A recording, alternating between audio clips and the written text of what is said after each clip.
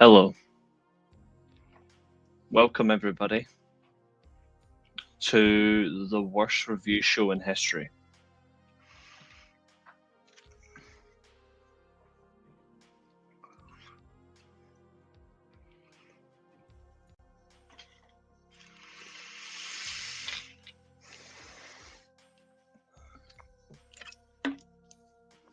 I wish I could laugh. I wish I could make jokes, but the only joke is TNA.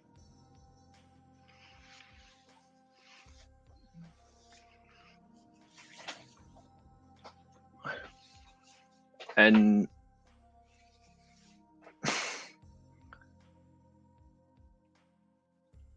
I've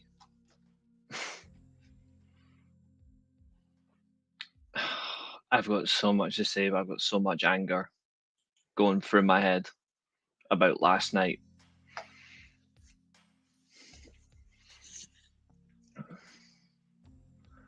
So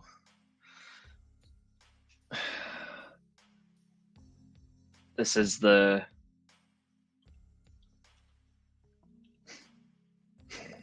actually I'll do the exact thing for it. Hold on, there's one way to describe this. Correct, Zodiac. What's the best way to put it? I think this is very appropriate.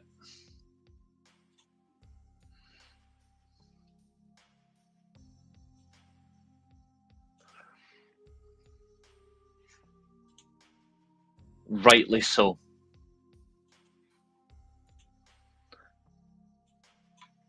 If we're going to describe TNA Slammiversary, then I believe this is the most appropriate way the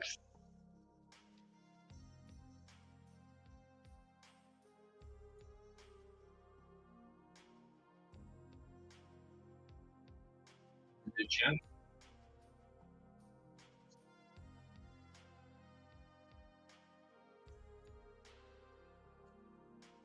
You're not going to believe this, but unfortunately it's true.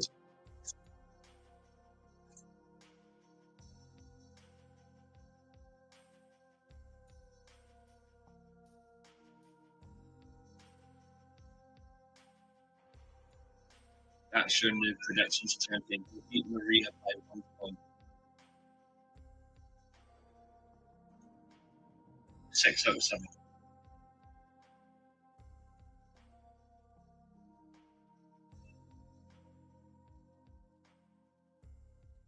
Anyway, please don't interrupt. We're playing the test.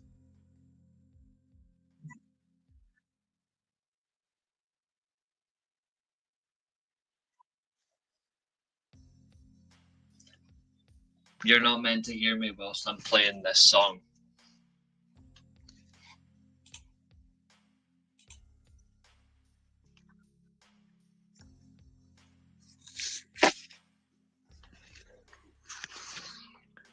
The song was appropriate. Ugh.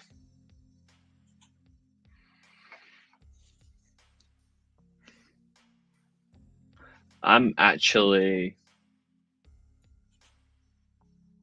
in the nicest way possible, I'm at a full loss of words. Like, I haven't been this disgruntled and disappointed with TNA in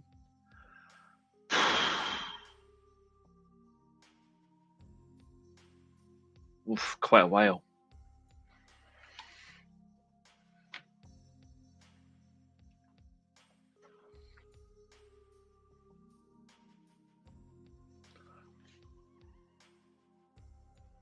But yeah.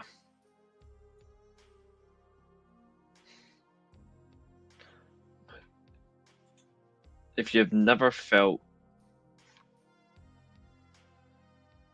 that type of pain,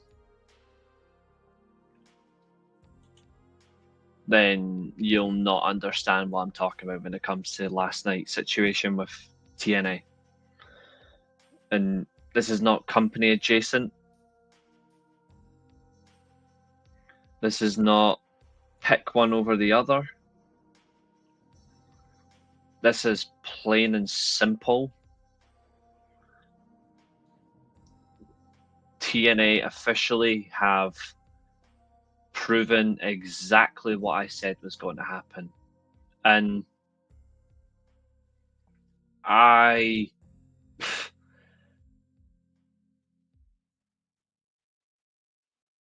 said it. Ooh. Somebody might need to jog my memory. Someone might need to jog my memory.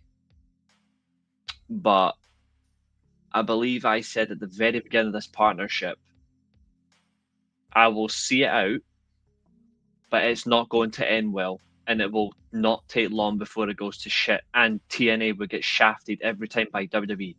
Did I say that? Yes or no? In that order, did I say that? Yes or no?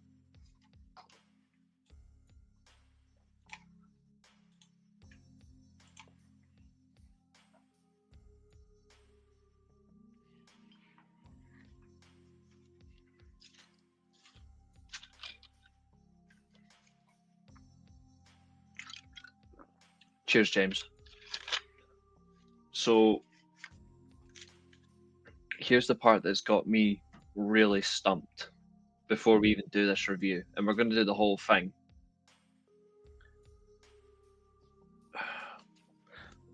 Why are people so insistent on defending this? Why are people so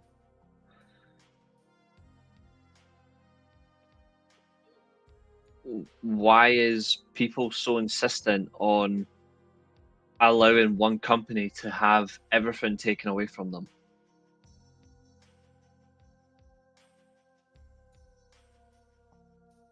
And I don't want anyone to say, oh, but Kenny Omega this, but Christian Cage that.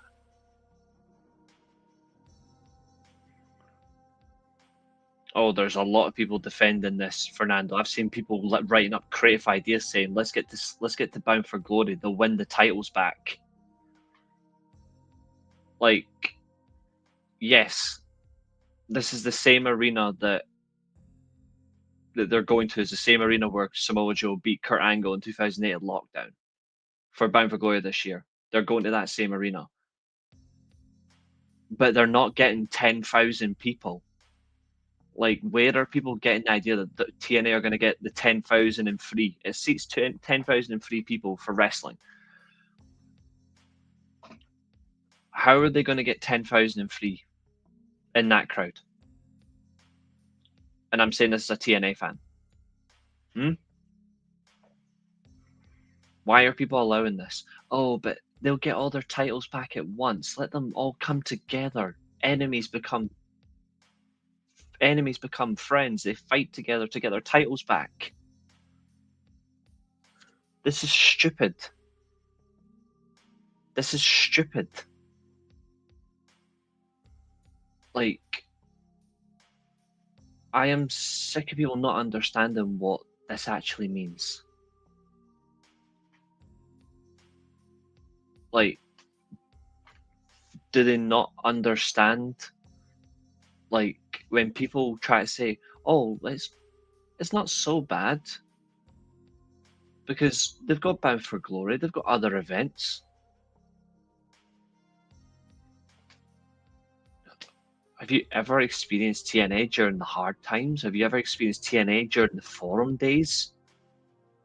When we got lambasted and battered by WWE fans online? No. This is worse. Like, I cannot understand why people are so hell-bent on saying TNA will get their return back at Bound for Glory. Because it's their biggest event. Yes, it is, but Slammiversary is the anniversary show of the company. You've just turned your anniversary show into your graveyard. You've just taken an anniversary show, the second most popular and most important show in TNA's history. You've turned it into a graveyard.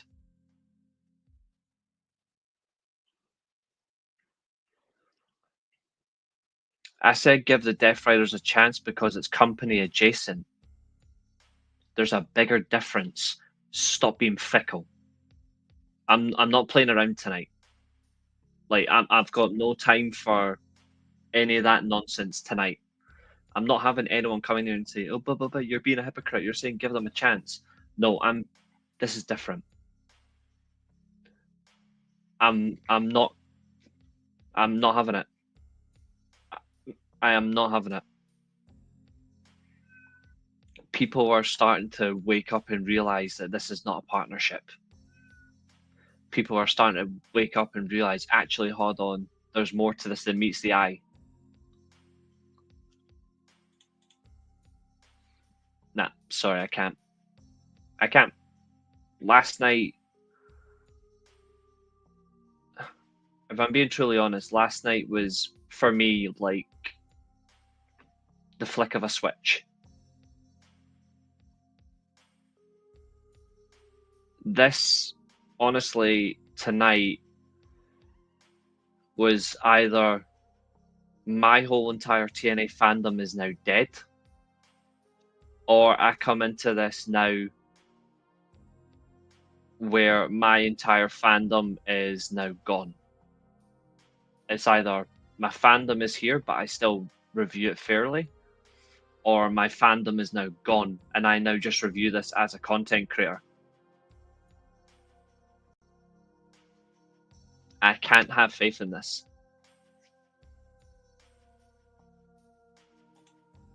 Please don't start.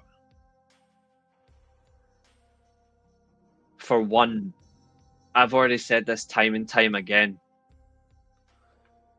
I've said this time and time again that the AEW TNA partnership didn't do much for me either. But the WWE one's worse. But people are so fucking blind to it. Yeah, they're finally learning. They're finally learning. Took them long enough.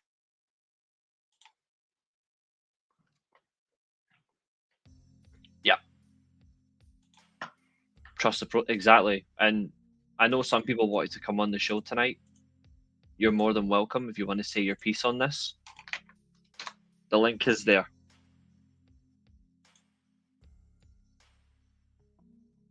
I've said this before in front of everybody. I did not care about the TNA AEW partnership either, because there was things that didn't happen either. And people think, oh, I'm being biased now. I'm like, I'm not. I'm unbiased. When it comes to this, I'm unbiased. And if you don't believe me, go back and look. I've said on here multiple times. People have said to me, "You're hating on the TNA WWE partnership. What about the WWE one?" And I've said it before. I've said it before. I didn't like the AEW one. It's on this channel. The videos are there. So why all of a sudden should I be respectful to the WWE one? Why should I be patient when this was the same company that tried to put TNA out of business years ago?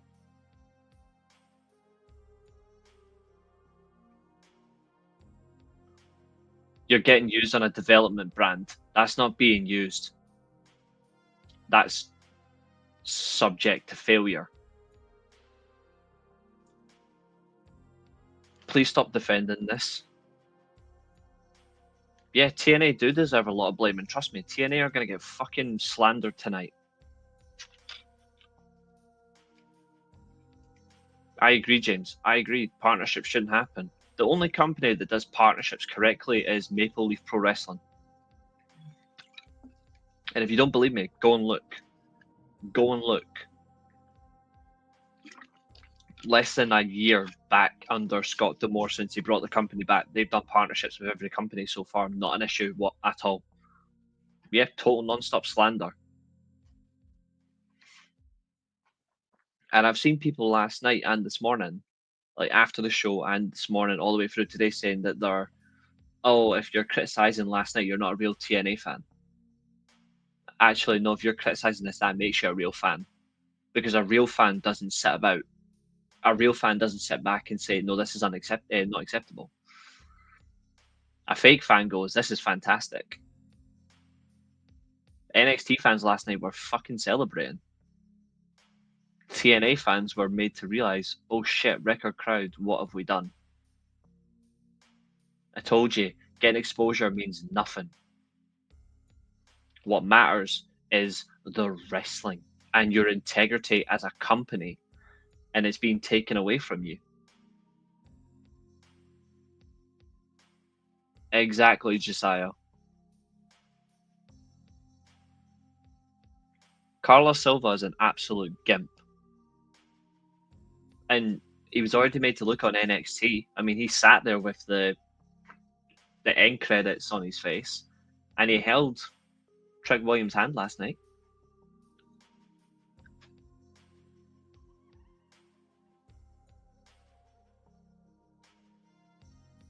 It means nothing, guy. It means nothing. It literally means nothing. I don't know why people are being so happy to say, oh, it means something when they win their belts back. Here's something that would have meant something. 7,623 New Yorkers seeing Mike Santana win the title in front of them. A New Yorker.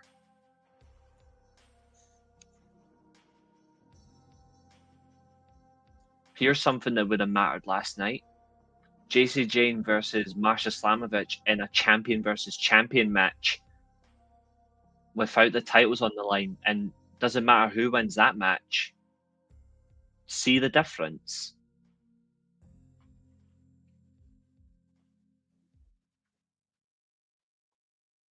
Like, do you see the difference? Last night, if they had done JC Jane versus Masha Slamovich,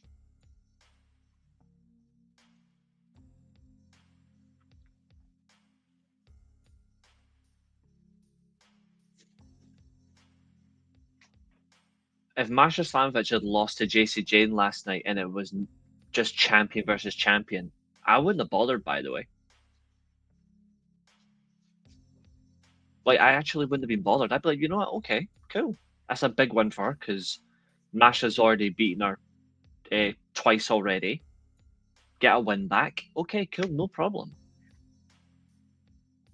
I wouldn't have bothered. But I am bothered because JC Jane's been in NXT for 9 years and she's not a main roster talent. Masha Slamovich is a main roster talent. Champion for over 260 days, I might add. And she's lost it to a fucking nobody. How dare you? Yeah, you are. Like,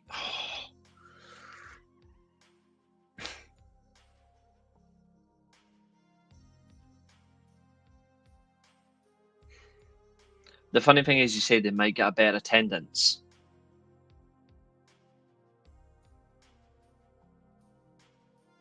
Oh wow, they can get a better attendance.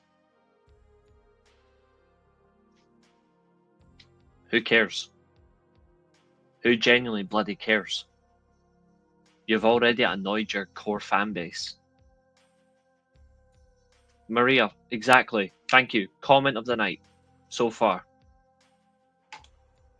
I'm going to leave that up now. I'm going to sit back in full screen. I'm leaving that up on screen for people that listen and learn. If you want to come and do this review with me, by the way, guys, the link is in the chat.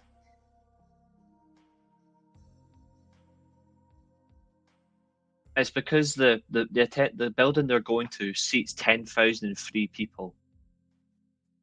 That's if TNA can do it. Attendance doesn't matter. If you're only praising it for attendance, then there's something genuinely wrong with you. I'm sorry. I've pinned the StreamYard link if anyone wants to come join me. For me, what matters is the product, the quality, and the talent.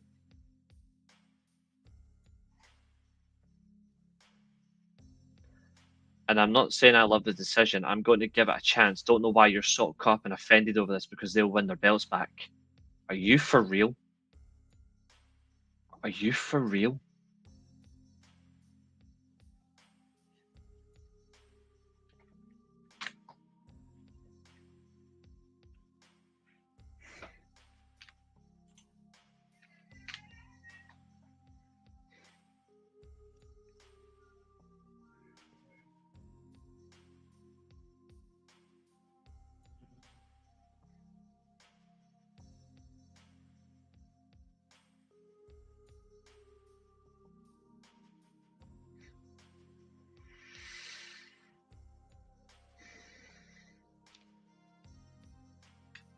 I'm going to ask you a question, Guy. And this might be the most interesting question you'll ever get asked, right?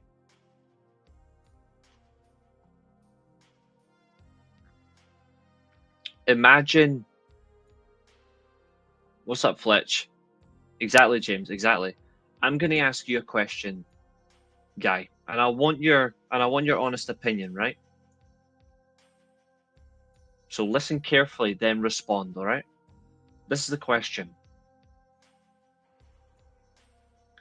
Imagine this is 1989.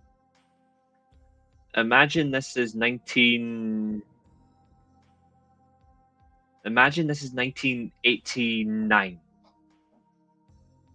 Imagine this is 1989. You're Ted Turner.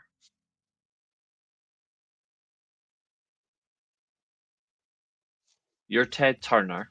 Actually, no, I'm Ted Turner. You're Vince McMahon.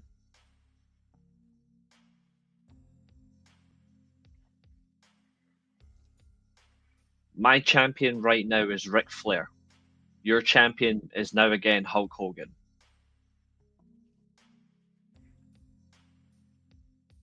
Your business is not doing slightly as good as mine. Because in 1989, the NWA were now going into WCW and they were actually doing slightly better business than WWE. We do a show together.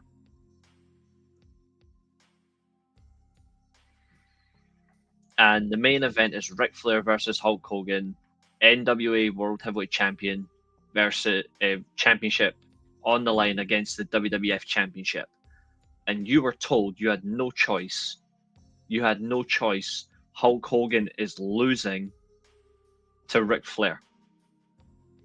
Bear in mind the whole international scene, the catering, the talent. The NWA goes to Mexico, it goes to Australia, it goes to the UK, North America, the rest of Mexico, South America, but the WWE has the international hold. Now the NWA goes to Japan. The WWE is about to go to Japan as well later that year.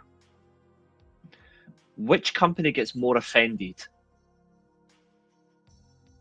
If I tell you you've got no choice, Ric Flair is going to beat Hulk Hogan in the middle of the ring, and he is going to be both the WWF and NWA World Heavyweight Champion, and you're not getting your title back until I determine when. But at the expense, you're going to get the access to our TBS station. You're going to get access to, you're going to get access to our territories within Mexico and our connections to Japan, all Japan, New Japan. You're going to get all of that at the expense of we keep the WWF title until whenever.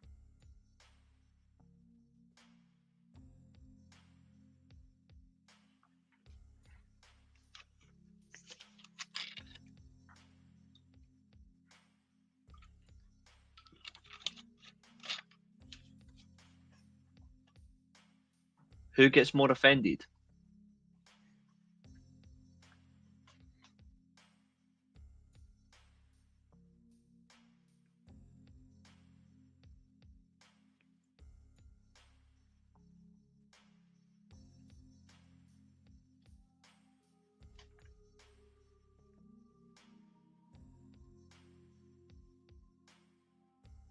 It's the same problem.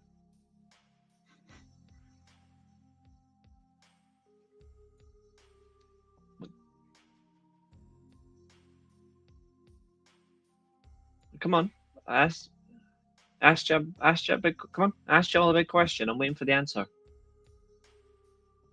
What happens? Your world champion has just been bitched by mine, and arguably at the time, Ric Flair is the better world champion, but Hulk Hogan is annoyingly the bigger star. But I'm in full control. We've got full control. Yous have got nothing.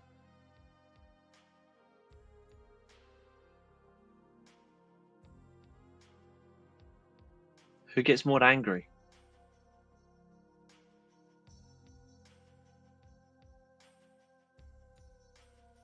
Yeah, one half is going to get offended.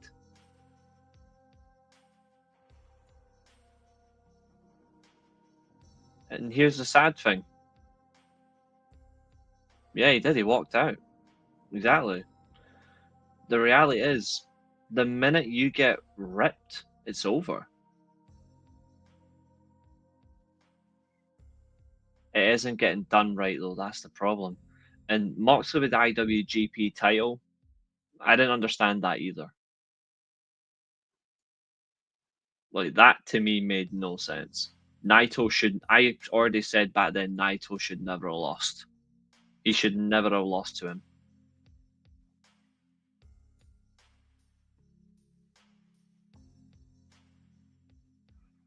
I'm asking purely from a strict adjacent point.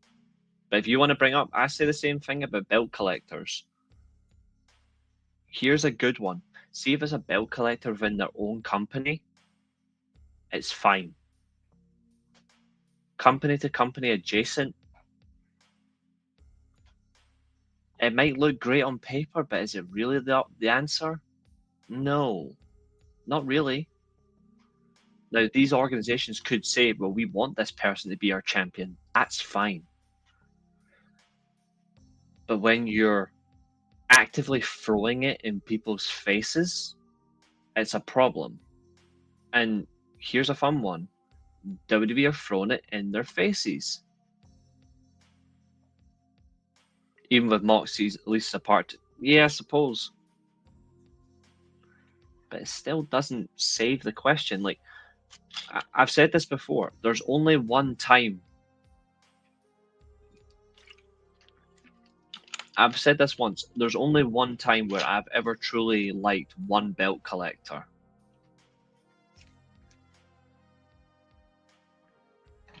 There was one specific belt collector that I absolutely stood by on.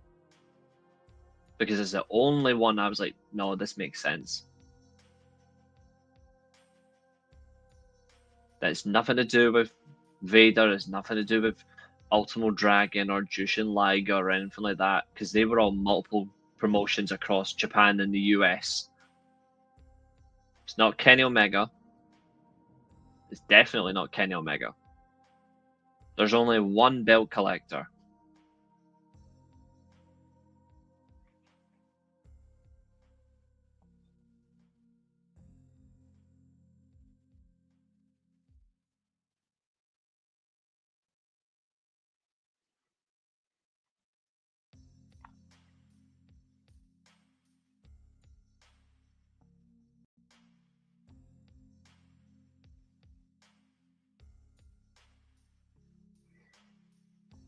Yeah, there you go, Josiah. Kurt Angle.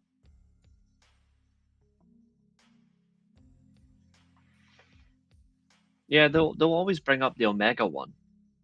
And they think they offend me by bringing up Omega, but I've already said the Omega one before. That didn't have to happen either.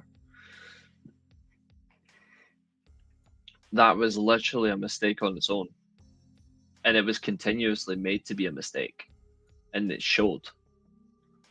But people love to use that as an excuse to say they're not tribal and then get immediately tribal and immediately like go on the assault when you're proving yourself to be an idiot.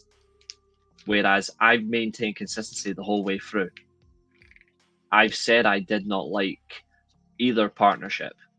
The only time where a partnership actually worked in TNA was the partnership with New Japan the first time, except the misuse of Okada.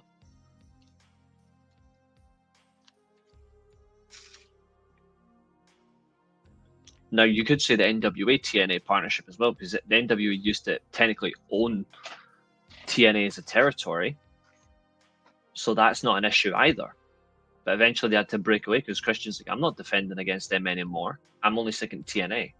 Hence, you get TNA belts. But the only belt collector that, for me, I was like, no, I can watch this. I've got no problem with it. It makes sense. Is Kurt Angle, because he held all the TNA belts, and he put over talent that actually made sense. He put over Jay Lethal as the X Division champion when he was told not to. He put over Ron Killings, and he put, even though it was the wrong call, well, you know who he put over with Ron Killings, but he put him over because they were building up to the main feud between him and Sting for the world title.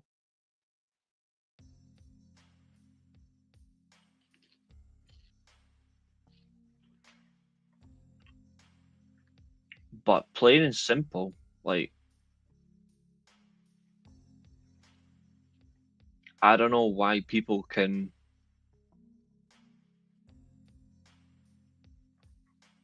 why they hold strong. Well, technically they are, because unfortunately for AEW, New Japan, they did lose a lot of stars, which is not their fault.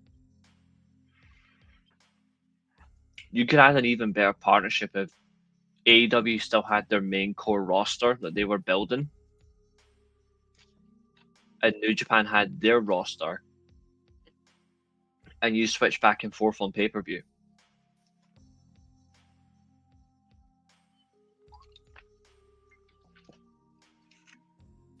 There's a lot of growth with that model.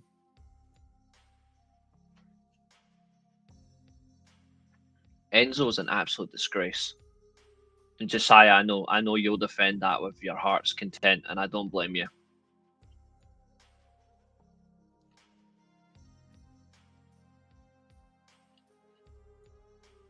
I don't think there's anything warranted for them this year. Where have they got to go over? They've only got 2 or 3 talents that you could generally say, yeah, you can put them over. One of them is Zack Sabre Jr. Tanahashi will put someone over, but I don't know if there's going to be much else. Yeah, Fletch, I actually did not like it at all. I didn't like it.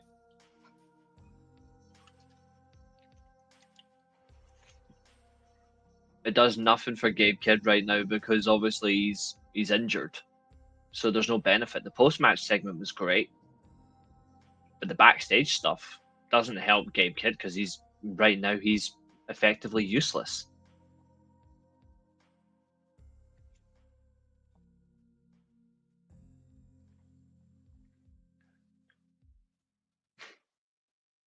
WWE doesn't feature; they manipulate. This is the same company. This is the same company that fired a talent because they were seen at a TNA show. They went and watched a company event and they got fired for it. All because they were supporting a friend. They went to support a friend, they found out and got fired. And you think they feature?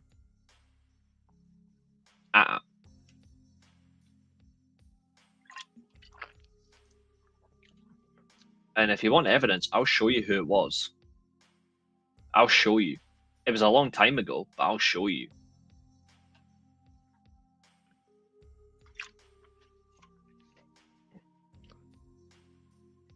WWE don't care about allowing others to thrive.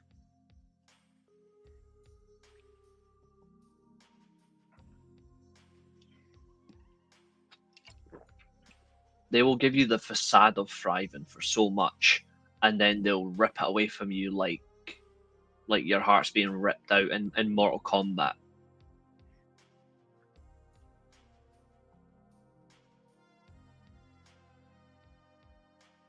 Like, here's an example that actually makes sense.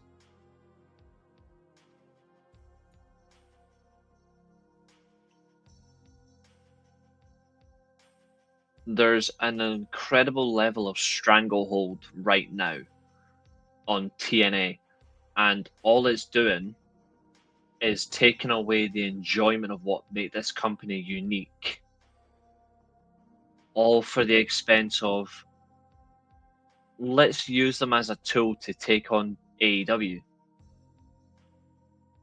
when that's not what TNA was ever about.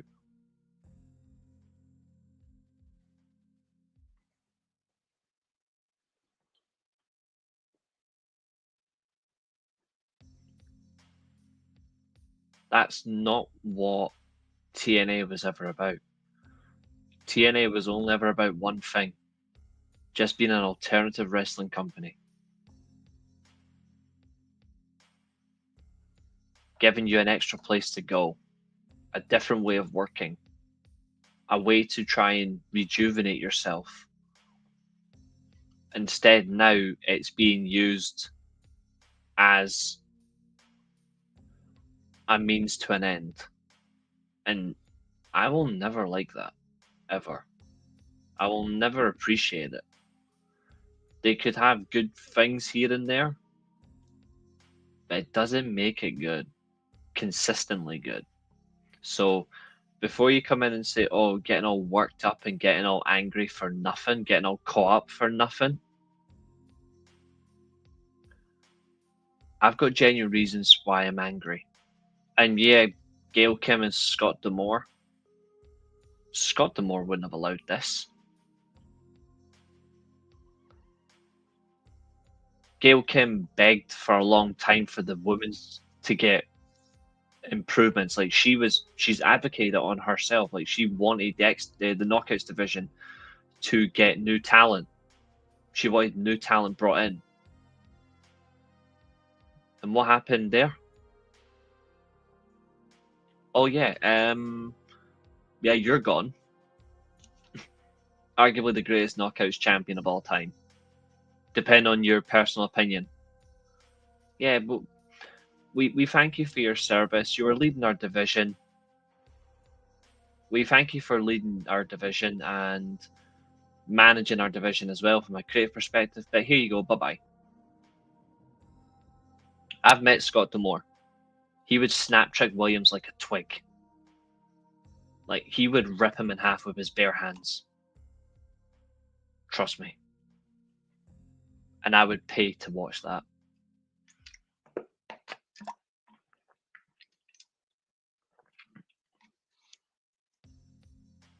I don't think Scott D'Amore could have afforded TNA fully on his own, but I would rather have stayed there. And people are happy he's gone.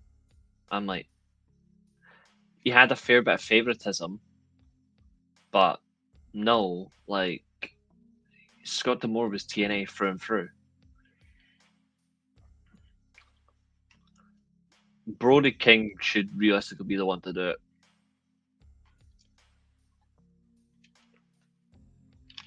Exactly, Josiah. Yeah, his favorites could work. I think it's just I don't see why it's such an issue to people. Every promoter has their favorites, but they make the reality.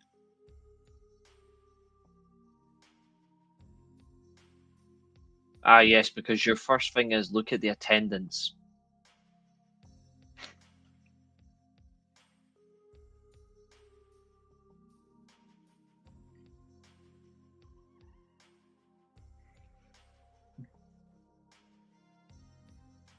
It's funny how you bring up attendance, right?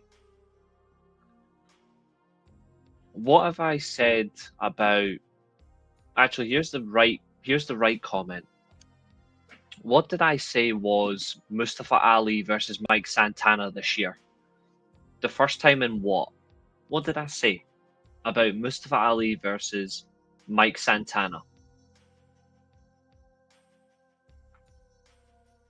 Don't be shy, of course. Don't be shy. It's an easy question. What did I say about Mike Santana versus Mustafa Ali? Bear in mind that was 3 months ago.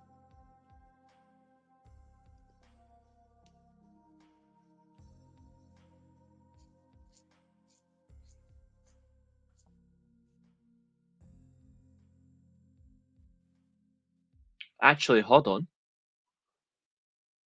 No. Ha. Zodiac, I owe you an apology.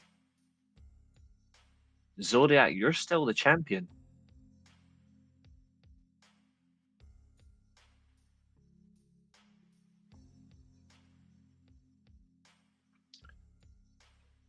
Best feud in TNA for over a year, is what I said.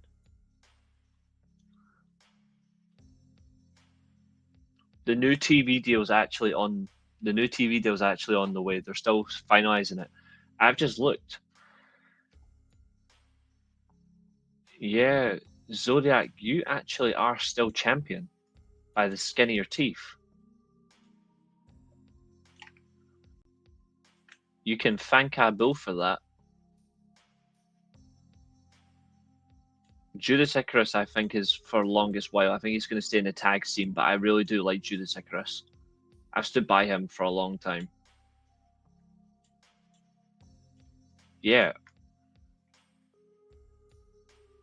Yeah, we spoke about that the other day. It was pathetic. It was pathetic.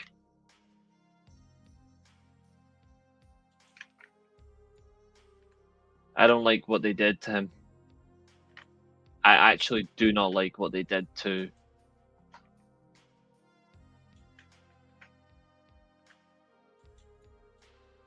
Osawa and Kennel all at once. It was pathetic. If you're gonna have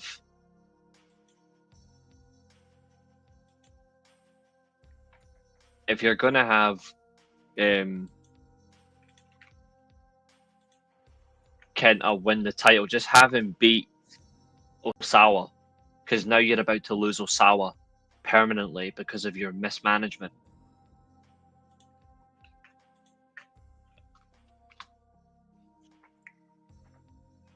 They absolutely robbed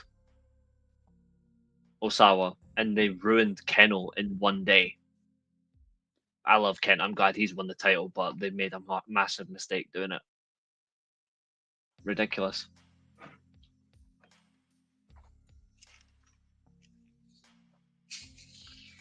Yeah, Abul only got one wrong, and that was the ladder match.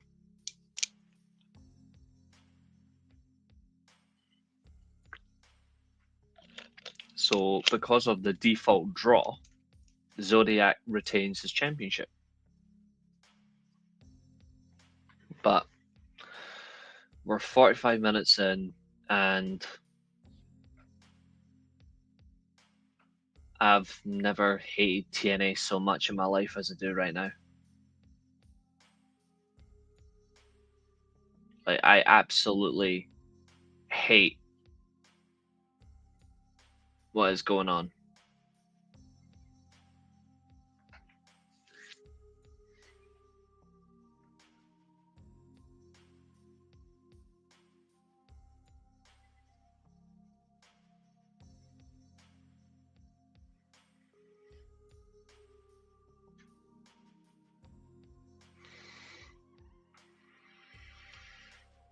And I just hate that people think it's acceptable to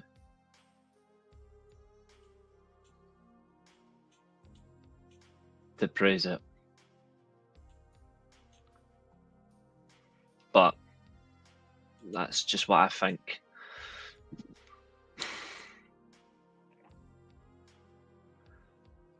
Now there are. I will say this though. This is where I'm gonna call out a few things that I do have some issues with. That's not. It's kind of fan adjacent, but it's also just bizarre. This is not. This is not a 2.13 rated show. All right. The whole cage match thing is just stupid. I don't particularly care about cage match ratings on a show. And I don't care about cage match full stop. It does nothing. Cage match does nothing. But there are there are moments on this show and decisions on this show that are a 0 out of 10. If you want to look at score ratings, Johnny Cage match. I was actually watching all the Mortal Kombats yesterday and today, rewatching them. There are definitely some 0 out of 10 moments on this show. And there's some actually that are really good moments. And there's 3 good matches on this show. 3 out of 7. There is one absolute stinker. There is one that's 50-50. And then there's 2 that are ruined. And then there's one that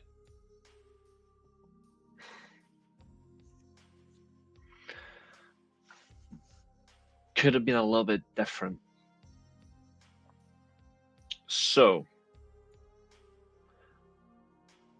we can rock it. Leon Slayer is awesome. Leon Slayer, I told you guys a long time ago, Leon Slayer is that guy. He's awesome.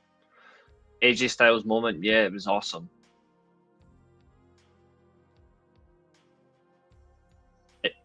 You don't get it because I've said it before, you probably didn't witness what I had to witness.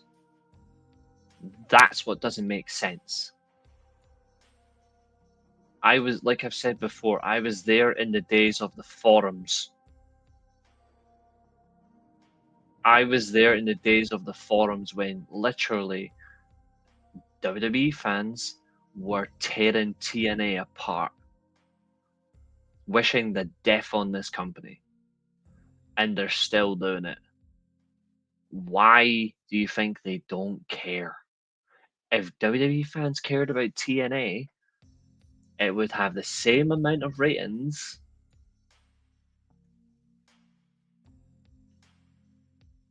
as NXT. But it's always the excuse of, we can't watch it, we don't know where to find it. It's no excuse. It is no excuse. There's multiple ways to watch TNA. It's always, we can't find it. There is no excuse. And if you value they say, oh, TNA is the number 2 promotion in the world, they all say it as a way to troll other companies. If TNA are the number 2 promotion in the world, then why are you not supporting them every Thursday? I support them every Thursday because I'm a TNA fan. Where do I watch TNA? NXT. No, I don't. I watch TNA on TNA Plus. And then if I want to go back and watch stuff, I just go straight to the YouTube channel. How hard is that? And the channels are accessible in America. You can watch it in America. So where's the defense for your excuses now?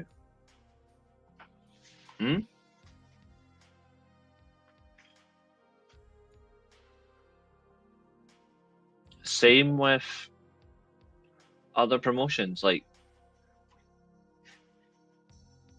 if WWE is meant to be the number 1 promotion in the world, if WWE is meant to be the number 1 promotion in the world, why doesn't their fans not act it on their viewership? Because viewership's apparently so important to everybody. Why is WWE only 1.5 million?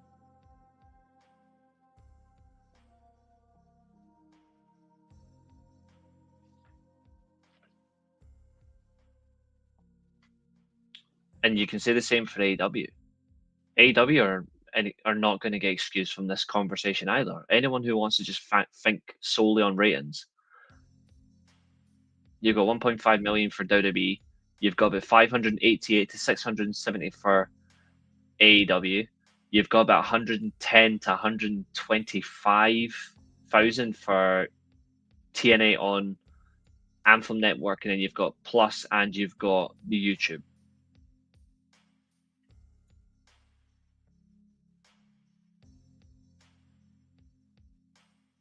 Like, I've just debunked your whole myth in 25 seconds.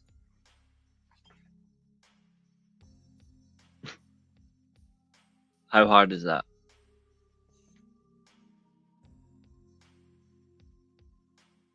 Yeah, I've been watching. Same here, Maria. Me and you have been watching since the Asylum days. Great times.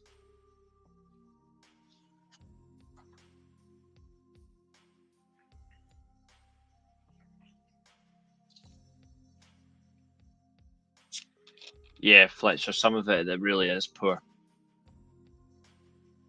I haven't watched Collision. I know that's what happens.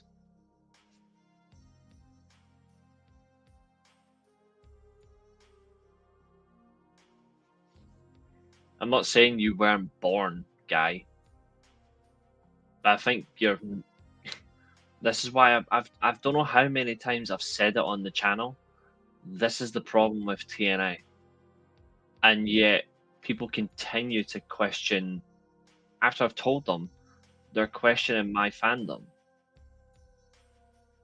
Like I've explained it so many times now. This is the problem.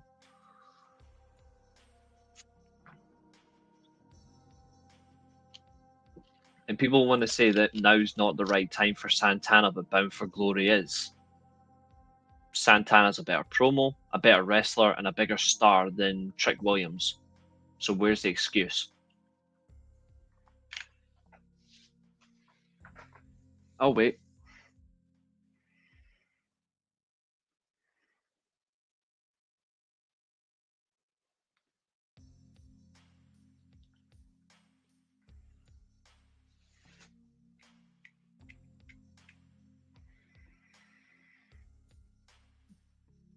No idea why he's there.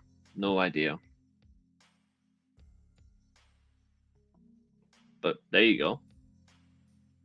Better promo, better wrestler, better gimmick, more over talent, far bigger star Mike Santana than Trick Williams will ever be. So why is it acceptable to use the it's not the right show excuse? It's not. Santana's more over than Joe Hendry. Oh, that's gonna sting. That's gonna sting for some people. See, when I told you the other day for the preview that Joe Hendry is completely cooled off, that Slammiversary main event is the perfect example. When he goes to WWE, right down.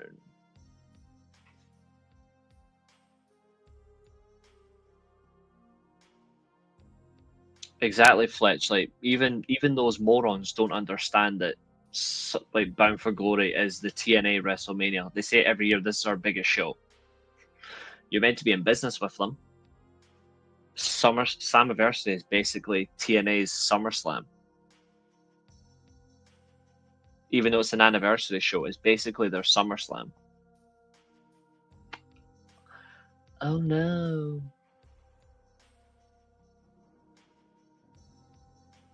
But hey, who's gonna know that now, eh? You would have definitely had one of the belts change hands. See, I would have had a double DQ, which protects JC Jane, protects Masha Slamovich, and the TNA World Title stays with the TNA, not NXT. They treat both shows equally as important.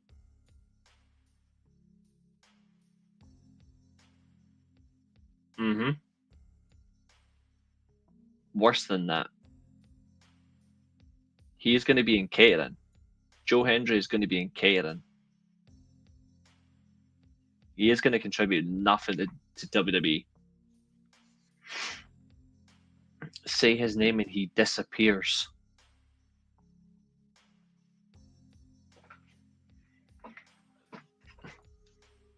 And now, you know how people were saying, "Oh, but Mr. Iguana." I told you, Mr. Iguana was going to be the bigger attraction for them, the more important asset. Because look at what he's doing with Lola Vice. Oh, but Reece doesn't know who Lola Vice is. Mm-hmm.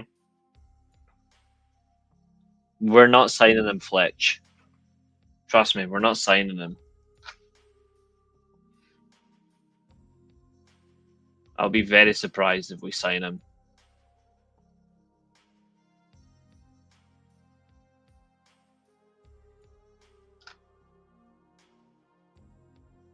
Yep. That as well is fucking embarrassing.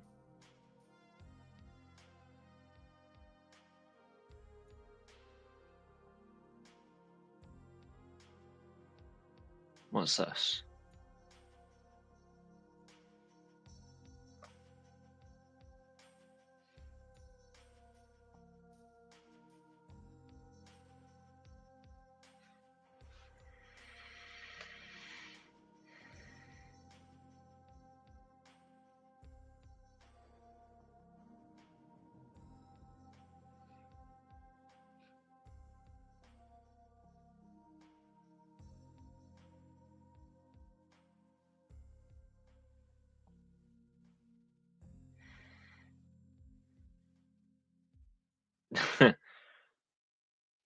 Forgot about that. TNA, send us your reaction videos from Slammiversary.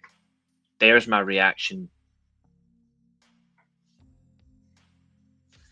And we're going to come to that as well, that whole Bubba thing.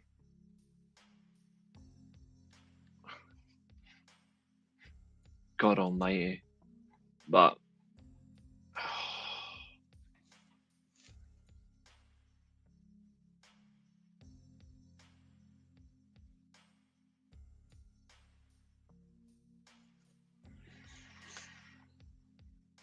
this is all about pain.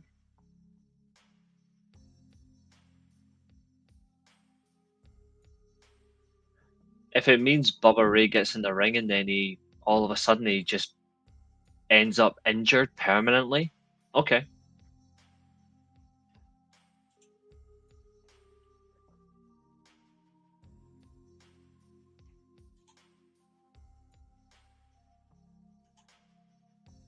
Should never have been on. It should never have been allowed. They wasted a match just to allow Hardys versus these morons. Why not just if you're gonna do these two together, just do it as a non-title. Yo, what's happening? Do it as a non-title.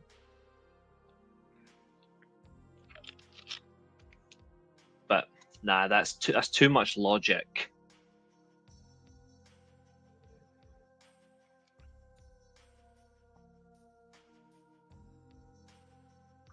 Temple, you're spot on. You're spot on. Why are literally a new chatter, new entry, and straight to the point, gets it completely. Oh yeah, Tag Tales will be NXT next, 100%. And they put arguably the most important champion, arguably their most important champion. They put him on the pre-show against a bunch of nobodies. Oh, sorry, was I not meant to say that? It was Zilla Fatu. Oh, I'm sorry. I'll take it back. A no-show nobody. Yeah, WWE are the eternal narcissists.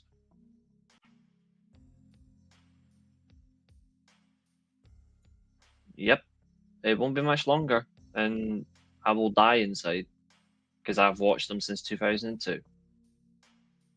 I appreciate your take on it because I think you're completely spot on. You're completely correct.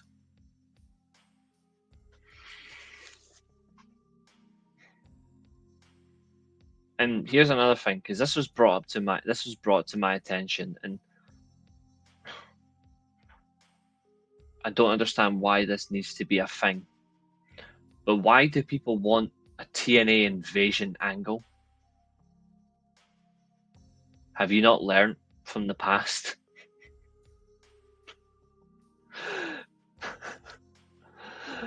I'm gonna get something appropriate for this. Hold on. This is one way to enjoy. Let me see if I can get it correct. Hold on. Let me see if I can get it.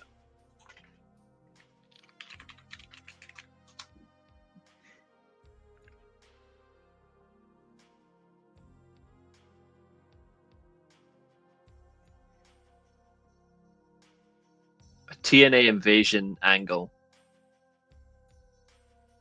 There's only one way to react, and I'm gonna let them do the reacting for me. One moment.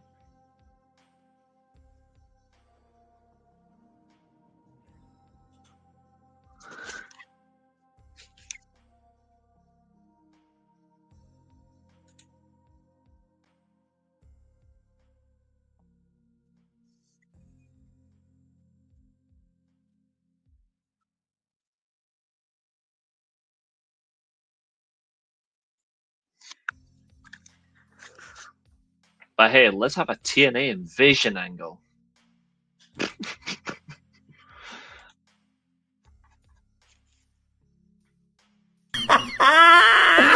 Oh god. One more time. Oh god.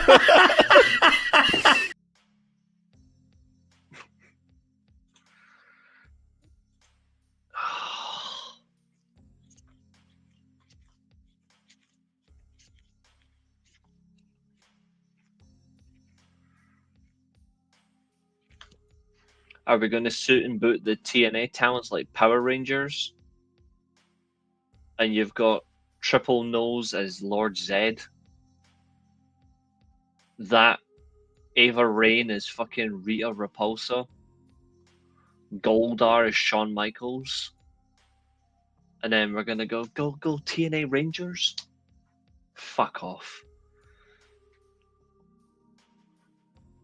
It's not even funny. It's not even funny. It's not even remotely funny.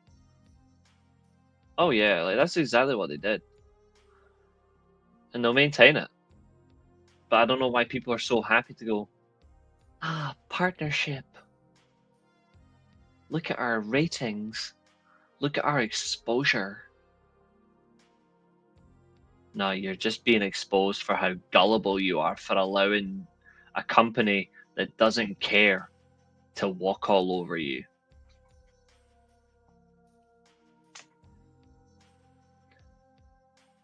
Remember what Shawn Michaels once said about Ric Flair in a promo? 2008? He said something about Ric Flair. WWE are in the process of doing that to TNA. What was it? The exact words, if I want to be really cutthroat? Oh, that's right. Hold on.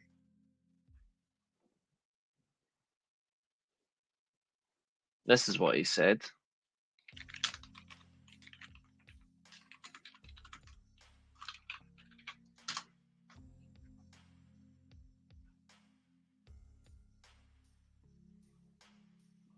Arguably the wildest thing you can ever call someone. Let's see.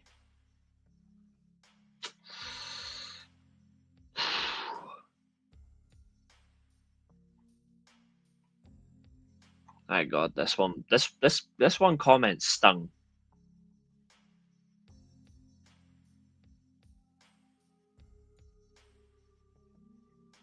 Wait, let's see if I can get it.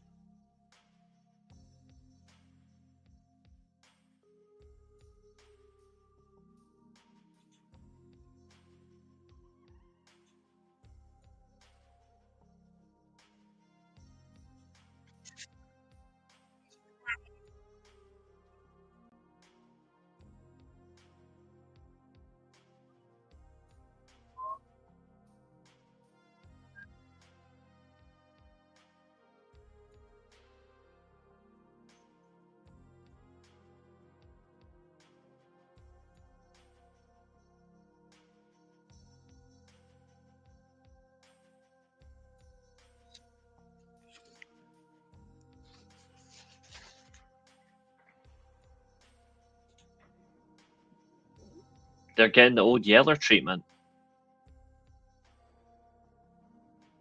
And when are they ever just going to realize, actually, hold on, there's so much more at stake? Ah, well. Ah, well.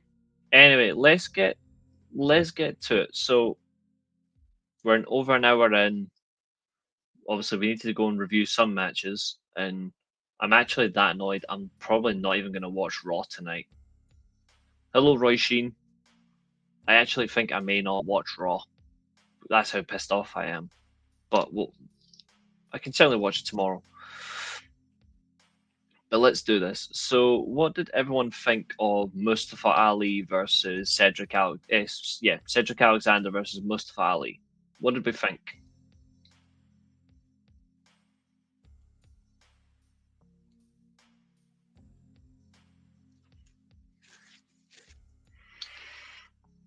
You can be as destructive as you like.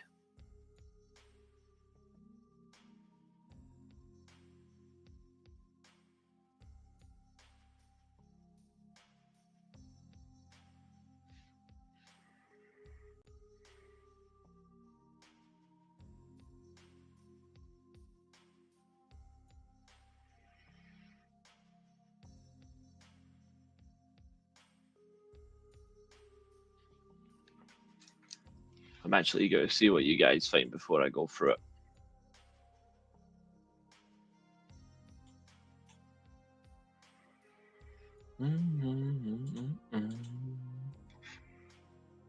End of the day, I take great pride in this company. I always have. But let's do this. So this show had but this match had one of the best spots of the night. I will say this, by the way. So match starts with a head-to-head. There's not a lot of wasting time. Obviously, the lockup is very short. Alexander obviously is the firm babyface in this contest. Mustafa Ali maintaining his heel run in Order 4. He's got all the faction at ringside. He's got his security service up on the entrance ramp. What's up, Abu? You've certainly missed quite a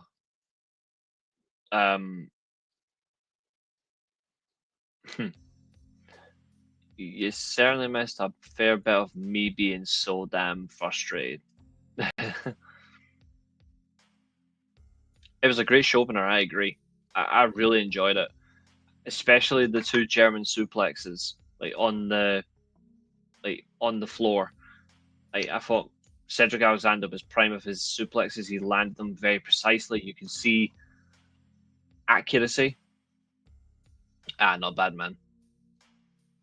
I have no respect for Cole, absolutely, because I don't care.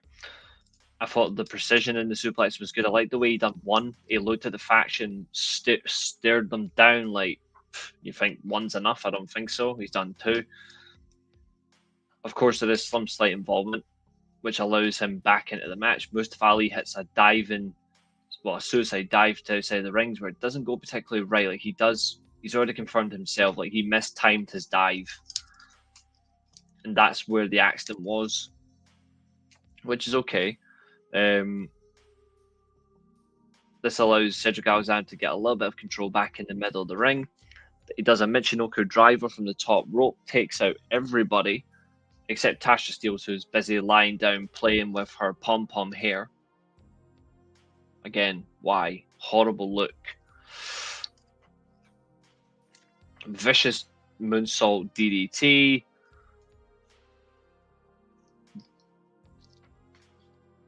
Mustafa Ali hits his 450 splash to no avail. There's a 2 count. The lumbar check on Tasha Steelz and Mustafa Ali back to back were brilliant. But I like the fact that it was the lumbar check that cost him, because he hits the lumbar check on Tasha Steelz. He's still prone, and Ali takes advantage, gets the win. Really well done. I really liked that. That was good. I think it's definitely one of the highs from the night for sure. I actually quite like that. We go backstage to Joe Hendry, who has a terrible promo with Gia Miller. And then we push on. 8-man tag. This was disgustingly bad. Fucking hell. This match was awful. Like, this faction, Dark State, should be called Shit State because neither of them can wrestle at all. Their timing was off by a mile. Their presence was poor. Their entrance is crap. Their gear looks like it's been taken out of a fucking charity shop, which is not a bad thing, but like a charity shop on its last legs. Whereas, absolutely, Abel, thanks because you drew with Zodiac. So you drew with the guy. You actually helped Zodiac stay champion.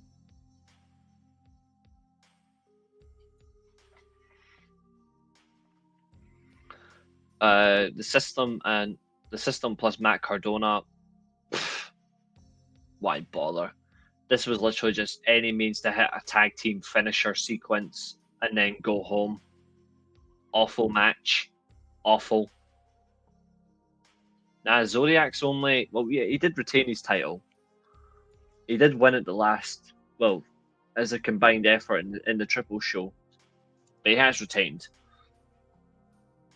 A wished version of the Shield. I wouldn't even know what to call them.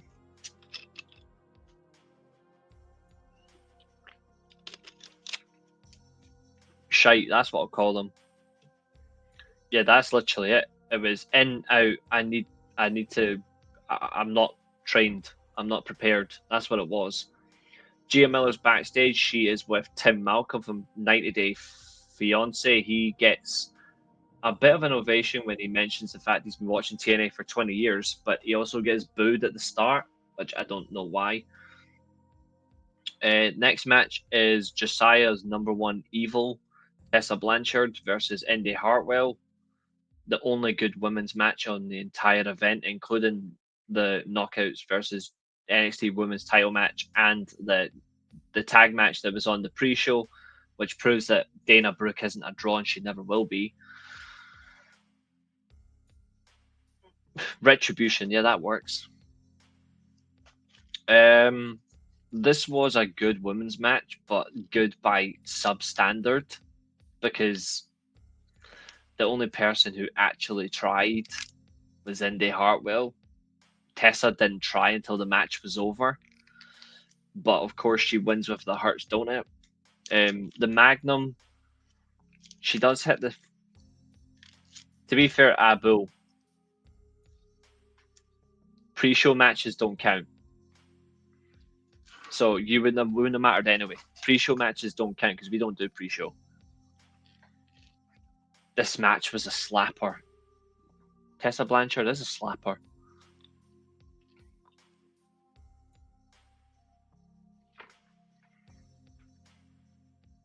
Either way.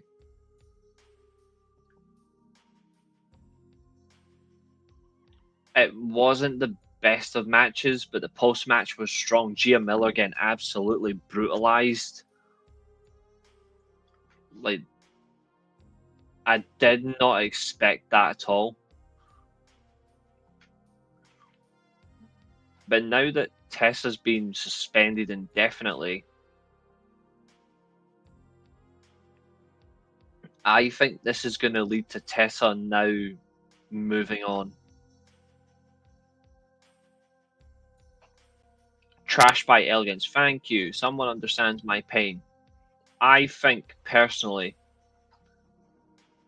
yeah, I think Tessa's going to NXT now. And it wouldn't surprise me if Tessa wins the NXT Women's title soon.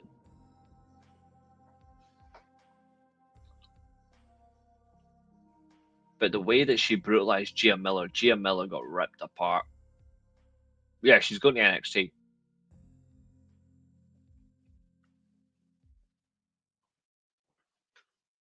It's going to get even worse, if I think. Take Victoria Crawford with her because she's awful.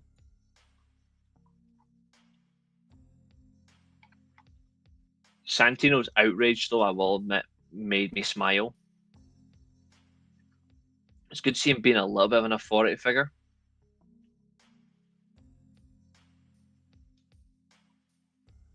Oh yeah, she has got a big mouth. That mouth fits a lot of things. She's an expert. There's a segment, obviously, for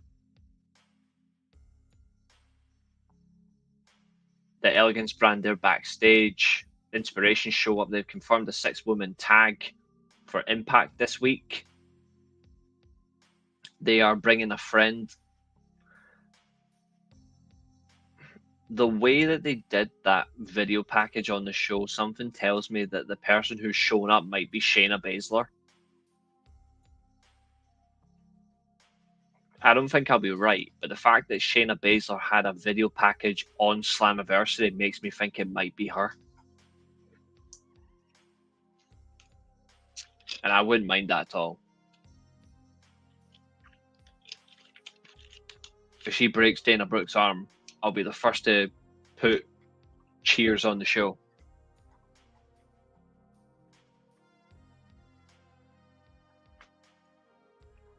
I don't know.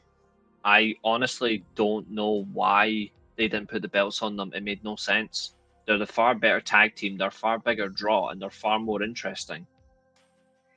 And in terms of Hardys versus Team 3D, exactly. Especially the fact that it's potentially going to be a tag team title match. A 24-time tag team champion versus 15 is weird. Oh yeah, he probably crashed out because he loves Moose. Yeah, they were actually over. The first of big mistakes is up next. The title versus title. Again, this should have just been champion versus champion.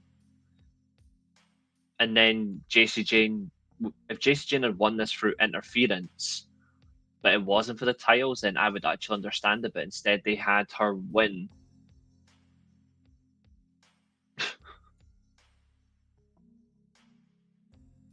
This was a shithousery booked match. This was horrible. Like I said, like over an hour ago. See if this had just been JC Jane versus Masha Slamovich. No titles. It's just who's the better champion. Then I would have been like, okay, that's fine. I stand by it. I would have been less angry. But you're belting up someone who's been on a development program for 9 years, and what's JC Jane done in 9 years?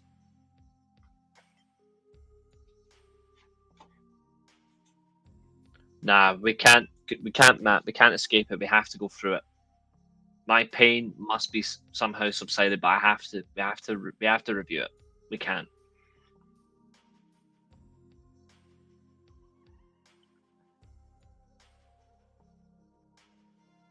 Like, if you actually deep it, JC Jane's been in, correct me if I'm wrong, she's been in 3 factions, and she was the third wheel each time. She's not a better wrestler than Gigi Dolan. She's not got a better look than Gigi Dolan. She's not a better promo than Gigi Dolan. She's not a better wrestler than Mandy Rose, who doesn't wrestle anymore. She's not a better gimmick than Mandy Rose. She's not a better promo than Mandy Rose. And the other 2 members of her current faction, I don't really know about because I don't watch NXT. But when they've been on TNA, her faction stood out more than JC Jane does. JC Jane looks like a generic women's wrestler. Like, she looks like somebody you could pass off in the street and you'd probably say, would you like a wrestling contract?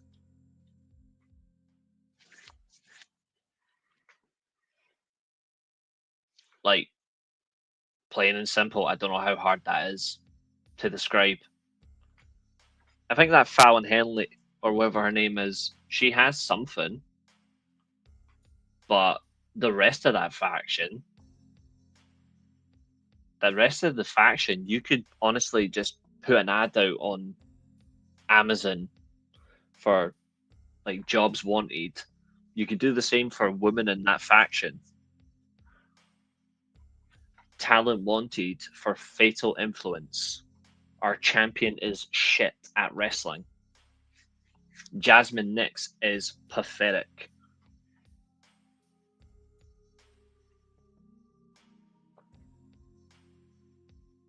They didn't. I don't think they wanted it in that way. The match wasn't solid. The match was dreadful. Should have mentioned Hardcore Country. Yeah.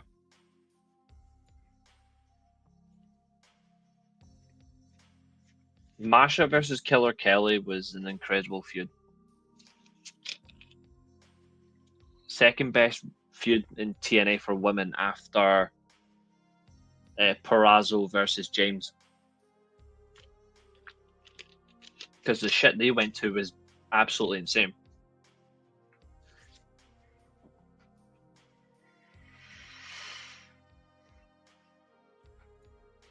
The worst thing about it as well is this is a development talent versus somebody who's done the indie scene, she's done Bloodsport, and she's done TNA main roster for past 5 years.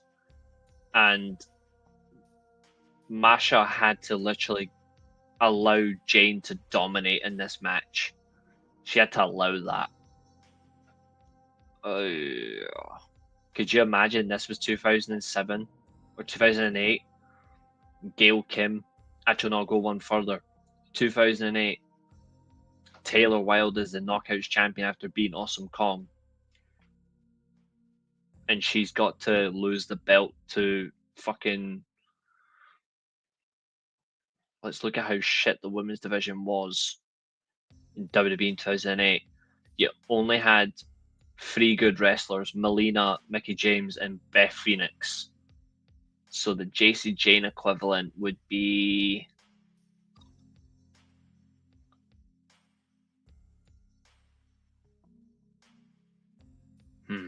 Yeah, Jillian Hall.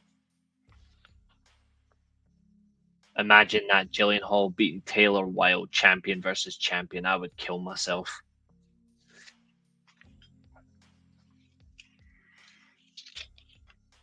Fair play, London weather's horrible.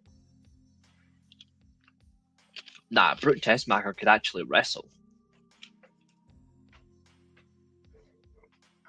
Brooke Tessmacher could genuinely wrestle. The sad thing is she was put with Bully Ray.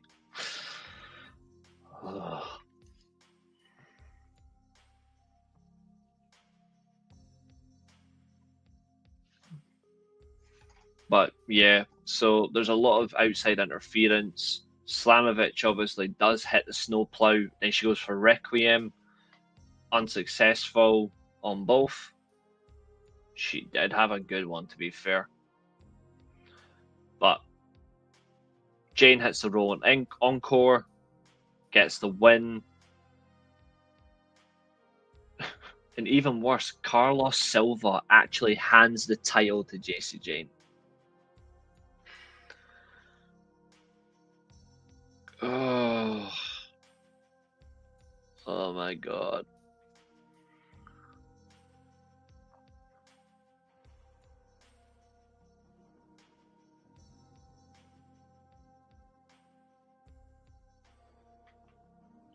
The president of your company is actually handing the title.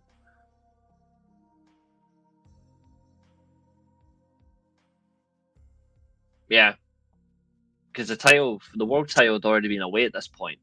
We know that. But the Knockouts title was still in the possession of Masha Slamovich. And like I said, her title reign.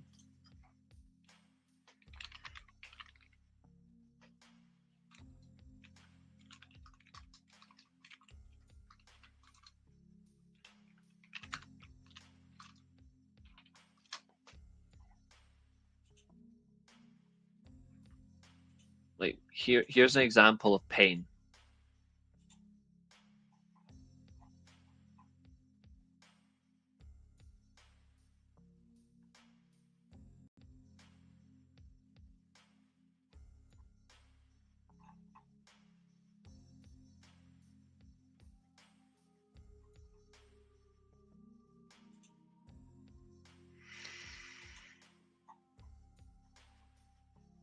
let's just sum up just the saddest part, right? Her entire reign was 267 days. She was 20 days short of Jordynne Grace.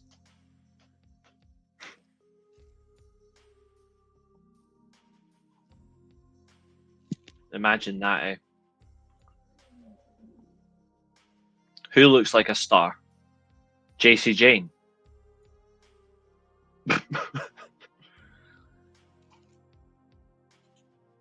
To quote Jim Ross, good God Almighty.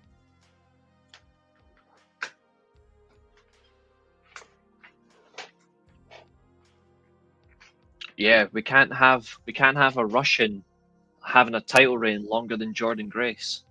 We can't have that. Even though Masha Slamovich is a better wrestler than Jordynne Grace. And I'm a fan of Jordynne Grace. For anybody says that's just biased because she's in NXT, it's not biased at all. Masha Slamovich is genuinely a better wrestler and a stronger wrestler.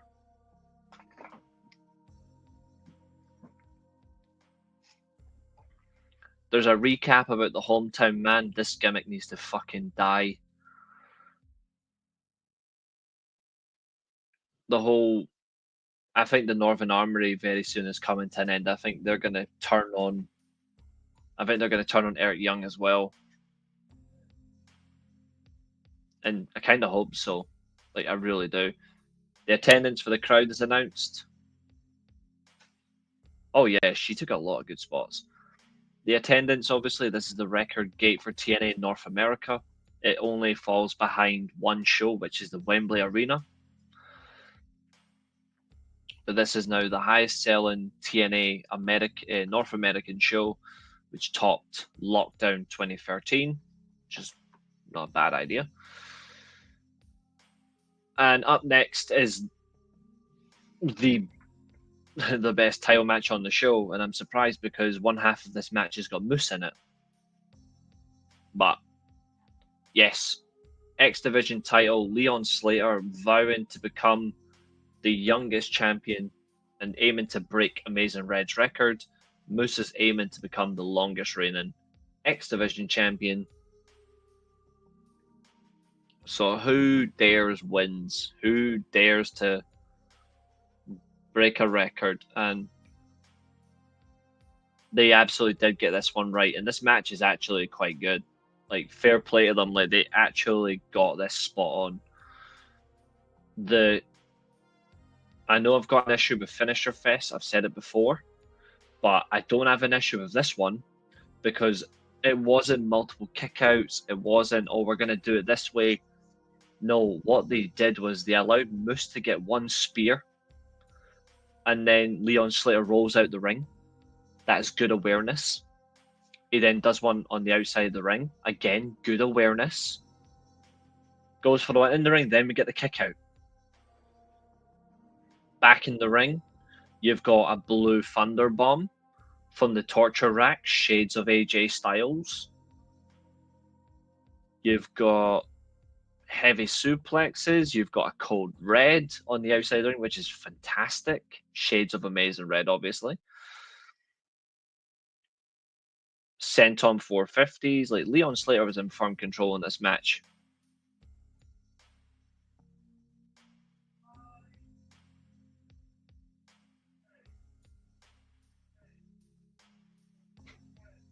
This show, in my opinion, didn't have a bad match on it.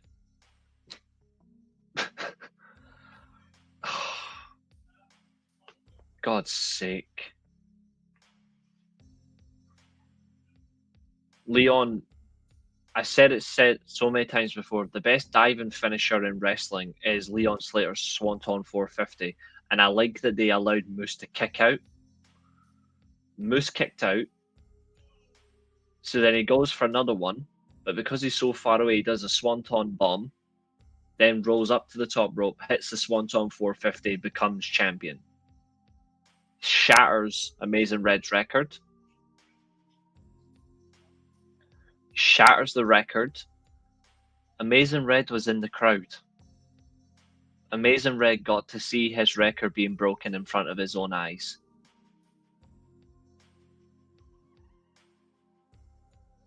and he praised Leon Slater. Again, Carlos Silva hands the title. Well, he tries to hand the title to the new champion. Moose takes it off him. Thank fuck. We don't want Carlos Silva's dirty hands staining the X Division title any further. Moose puts it round his waist and then leaves. Leon Slater embraces with his family before he's awarded the championship. I love that lovely moment. His mother, his sister, and his girlfriend. And then after the belt's given to him, I think he'll be in line for a world title in the next year or two. See, Ace Austin, you bailed on TNA so quickly, you could have been in that position too. But special moment. AJ Styles comes out. This was a beautiful moment, but I don't know if this is the way you use AJ. But still, to hear that song, and he hates that song. He hates that song, and he still came out to it. Loved it. Loved it. He endorses Leon Slater. He says he didn't deserve it. He earned it. That's how you shut down the "you deserve it" chants. You earned it. Beautiful. Loved it. Good embrace between the original X Division champion and the new champion, the youngest champion. Yeah, to be fair, so did I. But I did love the way they went about it. Like, for Slater to get the moment. I think we might get down the line. I think we might get Kazarian versus AJ one last time. I think that's actually a possibility based on what Kazarian said before the main event started. But I just loved the embrace. It was beautiful. It was passionate.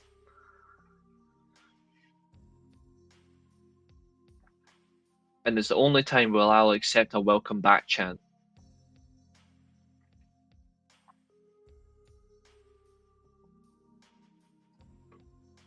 Oh yeah, it would be.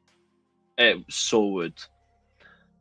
Up next, Fatal 4-Way ladder match. Again, you've got the Nemeth, well, one Nemeth, one prick.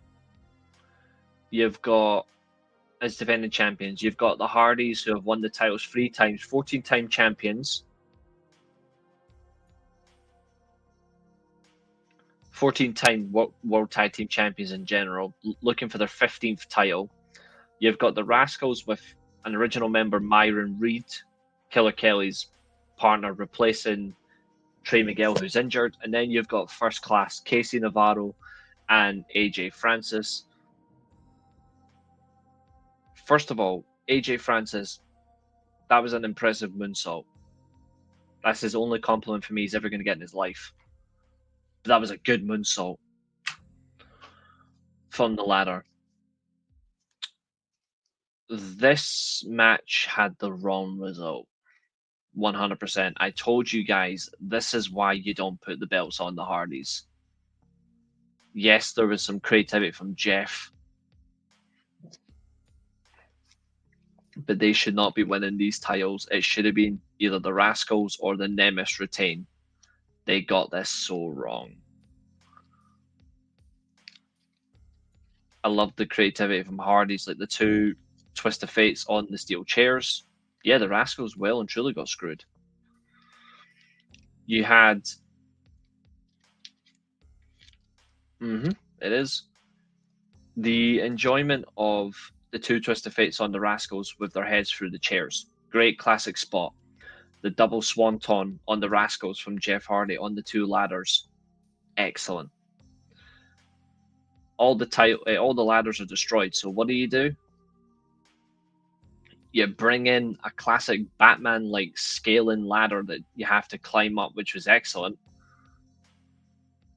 And that's how Jeff wins the match. Only Jeff Hardy would think of that. Such a good spot. But they got this moment wrong, and it's purely, I think, is because of what Matt Hardy said. Oh, if we don't win, we should just give it up. Ugh. Like, no, you don't need to give it up, but They didn't have to win this match.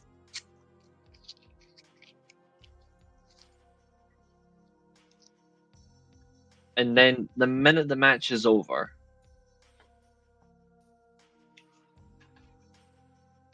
you get the music for Team Free Drunks. Obviously, Bully Ray comes out to ringside.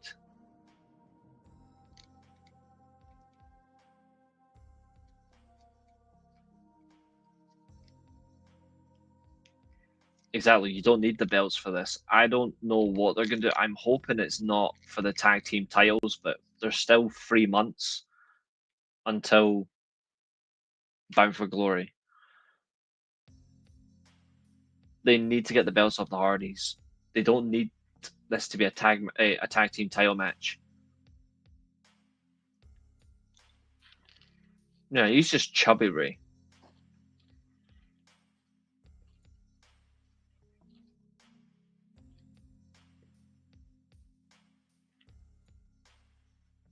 I have a big issue with this one as well.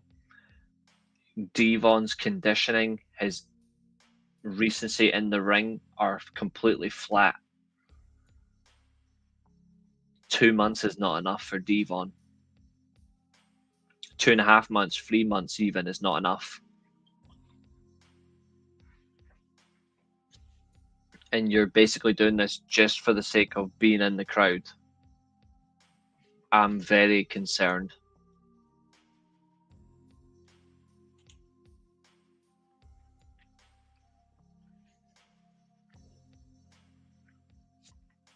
Like, Matt Hardy, we know Matt Hardy's knees are fucked.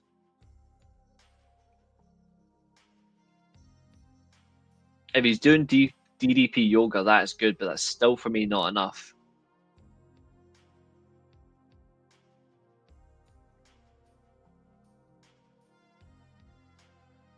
Like, that's actually concerning.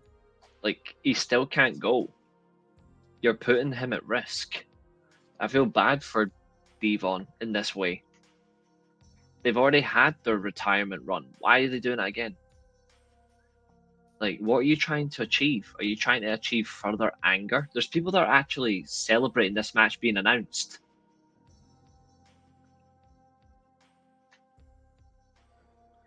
I hope that the Rascals pick up the titles very quickly, because I want the Rascals versus the Great Hands,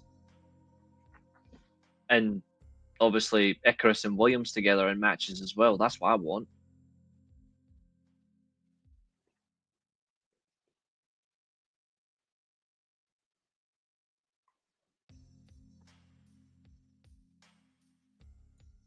Like, you can't argue those are far better teams to go with. Yeah, exactly. We're about to get the same issue, Matt, on this show, literally straight after. Now, obviously, the Songus Center has been announced for Bound for Glory. The Songus Center is where Samoa Joe beat Kurt Angle for the world title in 2008. It's the same event. It seats 10,000 free people for wrestling, and they're not going to get 10,000 free. Old head, yeah, you're spot on.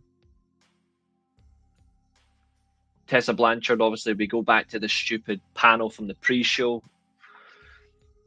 Ice Pleb's son isn't here this time, but Dave LaGreca still is. With that stupid look on his face. They all predict Santana to win. Kazarian comes out since he's not involved in the match. He's going to be on commentary.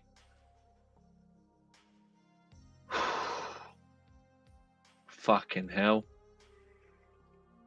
Joe Hendry's the first entrant. And I barely heard any reaction to Joe Hendry. Barely any. Then you get Mike Santana.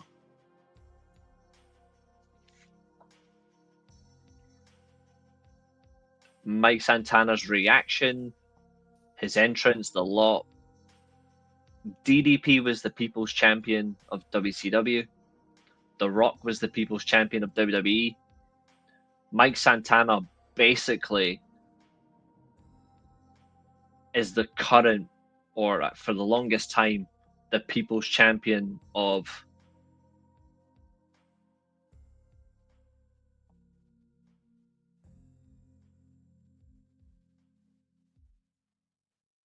he is the current modern iteration of the People's Champion of TNA, Mike Santana. Yeah, let's just chill a bit in the chat, guys. Let's not insult each other. This is a safe space. This is a safe space, but let's chill a little bit. But also, scratch your egos aside, because you are showing off a bit of unwanted ego. Let's continue to have fun whilst total non-stop slander is on.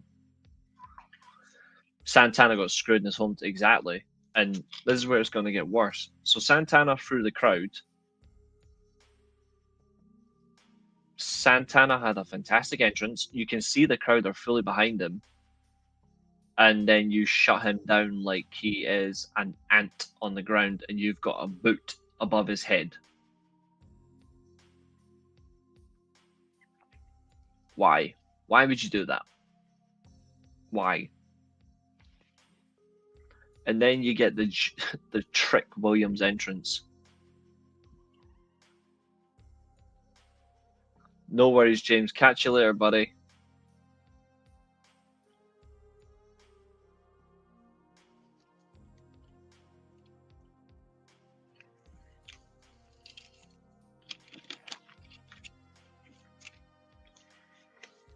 Totally different circumstance.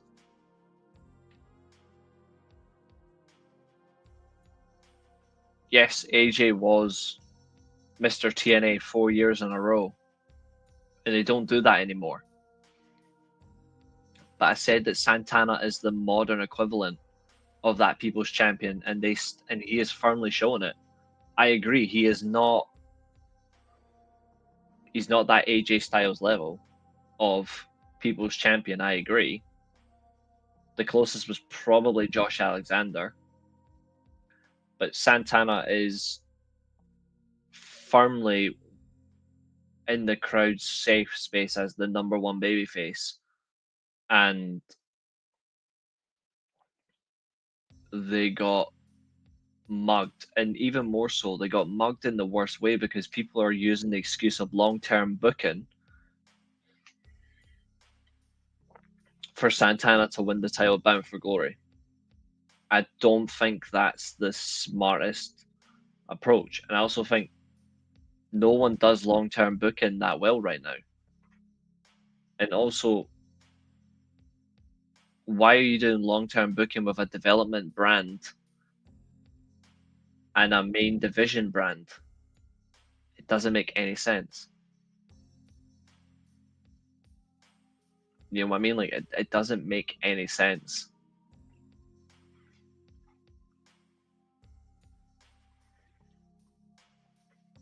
But yes, so this match starts with Trick Williams getting in the face of both Santana and Joe Hendry. It leads to a punch fest with Trick Williams in the middle. He gets thrown out to the ring, and then obviously it starts between Joe Hendry and Mike Santana. Santana goes for spin the block. It fails. Trick Williams comes in and he hits the leg lariat successfully. And then we crack on.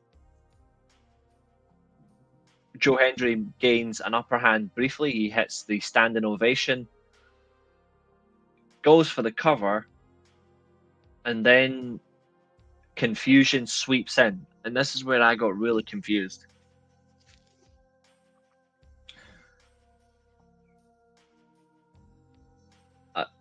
If they're doing Kazarian versus Joe Hendry at Bound for Glory, then this part makes no sense for me. Why, for the longest time, you called Joe Hendry a loser for losing the title to Trick Williams, but then when he's about to regain the title for your company, why would you have Kazarian stop the count? Like, that actually doesn't make any sense to me. You want the title back from the outsider, because Trick Williams, as they refer to him, as the outsider. Why would you then stop the count?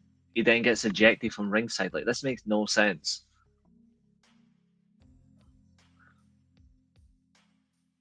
Really strange.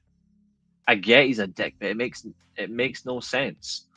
Like, quite frankly, he should be knocking out the champion after they take the title belt from Trick Williams. That's actually more of a statement.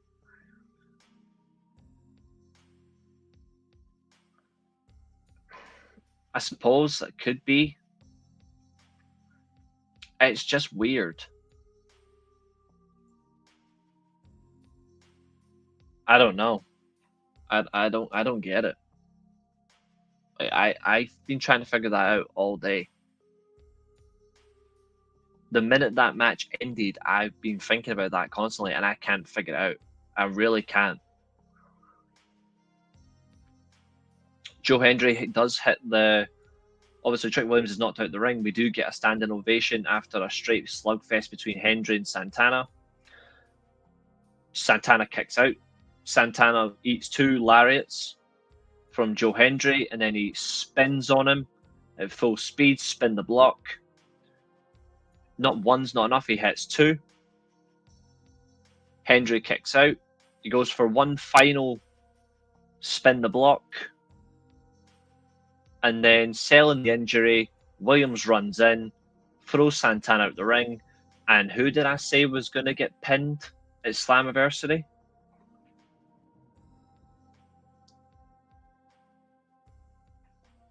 I said it so confidently. Who was taking the pin at Slammiversary?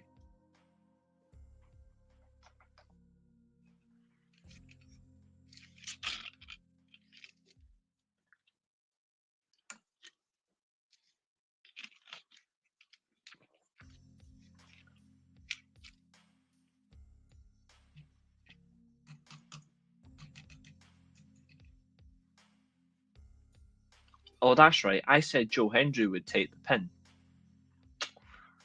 Ding dong. Why the Authority decision did not come back out, I don't get it. Like, would have been a moment where Santana goes, no, we're not ending it like this.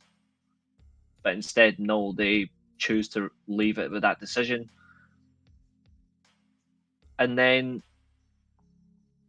at the post-match, Carlos Silva, the president of TNA, he stands there holding the hand of Trick Williams, smiling.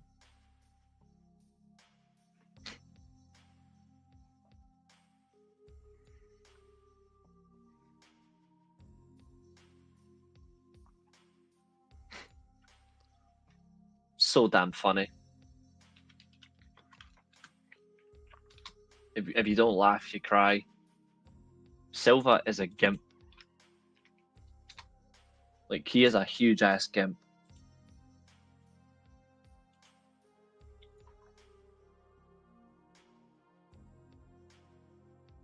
I'm looking at the timings of them. Hendry is talented. He's on a bloody slowdown. Let's have a look at the match lengths. So, Mustafa Ali versus Cedric Alexander went 14.5 minutes. The System Matt Cardona versus Dark State crap match. That disgusting match went 6 minutes 45. Indy Hartwell versus Tessa Blanchard went 15.5 minutes. JC Jane winning the absolute bitch fest was 12 minutes 45. Leon Slater versus Moose went 15 minutes exact. The longest match on the card was the Fatal 4-Way. That went 17.5 minutes. And then the Triple Threat went 13.25. And it was the worst TNA main event I've ever seen. Maria, after we review Raw, absolutely. That we can reboot that pay-per-view 100%. And I'm changing the whole fucking card. I'm giving it a match that a pay-per-view that actually matters.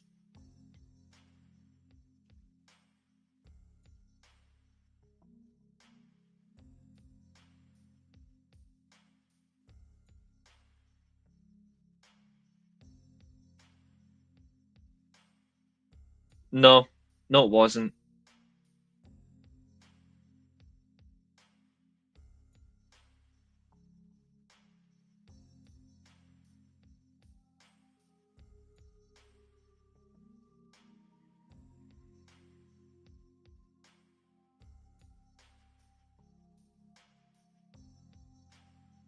Not even close. Sting versus Jeff Hardy is now being surpassed.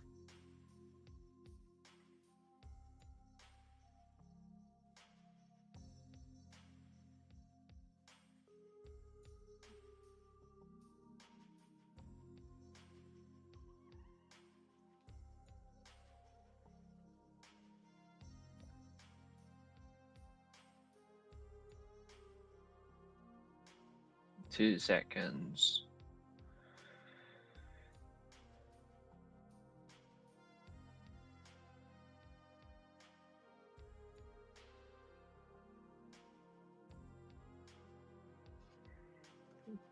Yeah, for the longest time, I would have said Sting versus Jeff Hardy.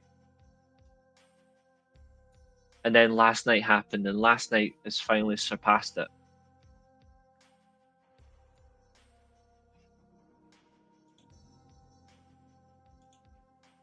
Do I look like I'm joking? Do I look like I'm laughing? Do I look like I'm smiling?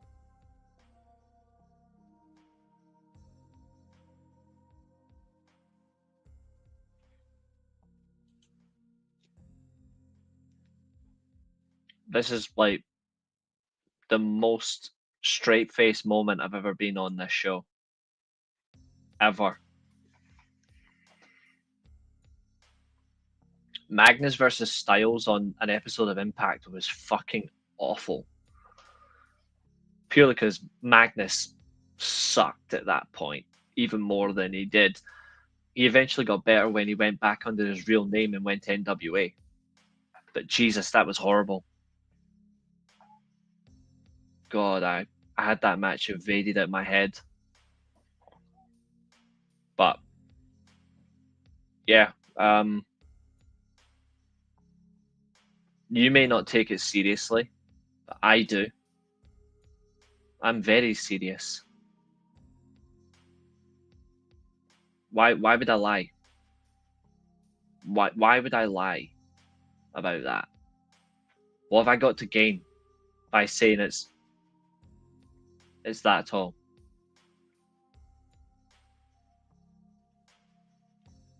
I'm not doing it for engagement. I'm not doing it to get views. I'm not doing it to get attention. Simply put, I'm saying what I feel and what I think. Why is that so hard to understand? Why is that so taken aback and so appears to be offensive?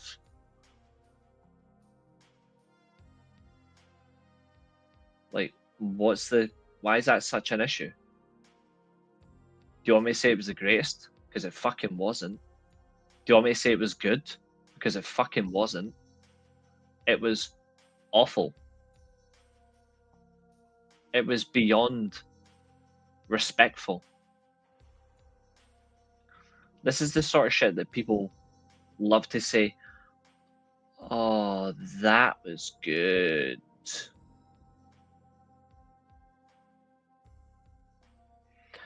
I would actually like. That's a great question, Maria. Who should be the first title defense for Leon Slayer? I would actually like for his first title defense to be KC Navarro. I don't know how long Leon Slayer's going to be champion for, but obviously he's going to have to change the title belt because obviously the title he's holding is Moose's custom version.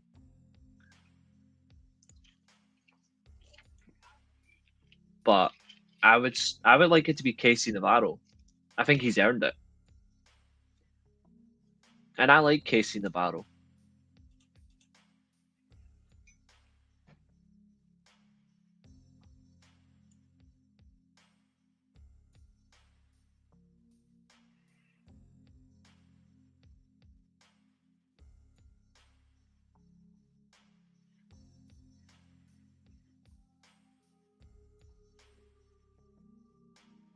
Yeah, I agree.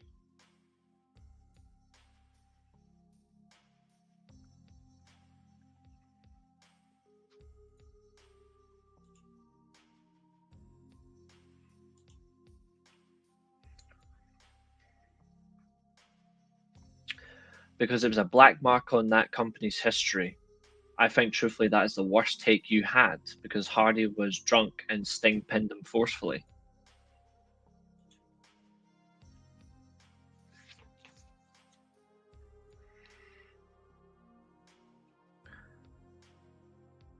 Did I not just go over that? Oh, TNA sells out in the UK all the time when they come here. Trust me, they do. And Casey Navarro does need to get away from AJ Francis. I agree.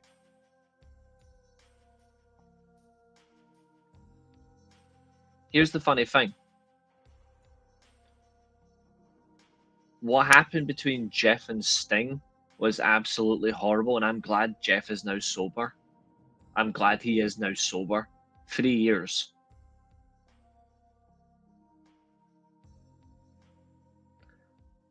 But when you look at circumstance and what happened, yes, that is horrible.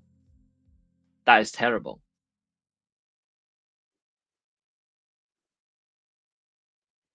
That's the most embarrassing match you can see.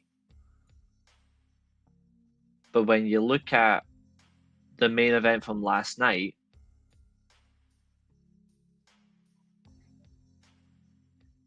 you've shafted your fans, you've shafted your most over talent in his hometown, you shafted somebody who actually also got over organically with their fans as well, who took on the likes of Spotify and social media galore as well.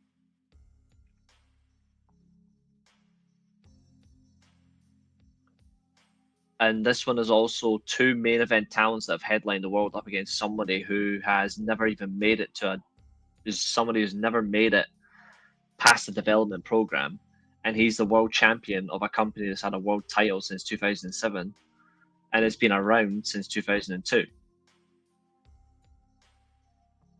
Hardy versus Sting was horrible from a variety of perspectives. This was just mildly offensive.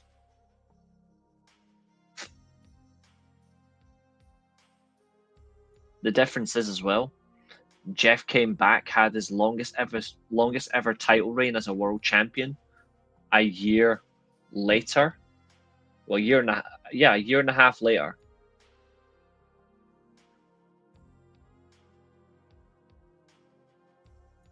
This doesn't achieve anything this current title reign.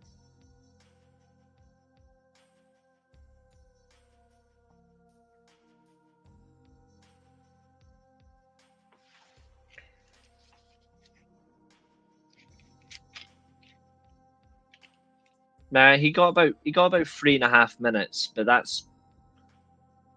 they celebrate it saying, "Oh, it's great." And Joe Hendry actually went on a podcast and said it was great that he only went 3 minutes and he got an RKO. And you wonder why you're not TNA World Champion again, mate. I don't hate Joe Hendry. A friend of my work does. A friend of my work genuinely hates Joe Hendry. I don't hate the guy. I don't even dislike him. I actually like Joe Hendry. But I don't like the way he's behaved since he started going to WWE through the Royal Rumble and all that.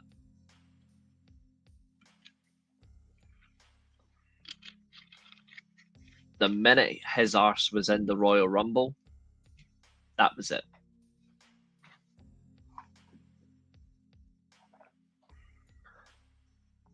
Yeah, he is a lot of fun. But he's also an idiot. He is a huge idiot.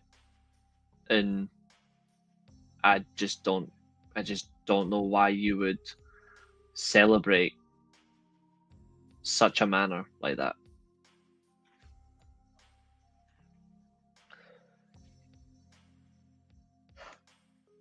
You could have had an absolute shock where Joe Hendry actually beats Randy Orton and retains his title at WrestleMania. That would have been an even bigger moment.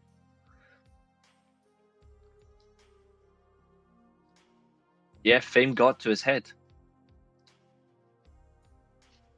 Massively, Josiah. Spot on, mate. The idiocy runs in the TNA family. Spot on. And you've got TNA fans who are actually going after Jeff Jarrett right now. They're going after him because he said, what is their end game if they buy TNA? What's their end game? He doesn't see it. He doesn't see what their identity is. He doesn't see what their direction is. Jeff Jarrett asked a simple question. What does it mean?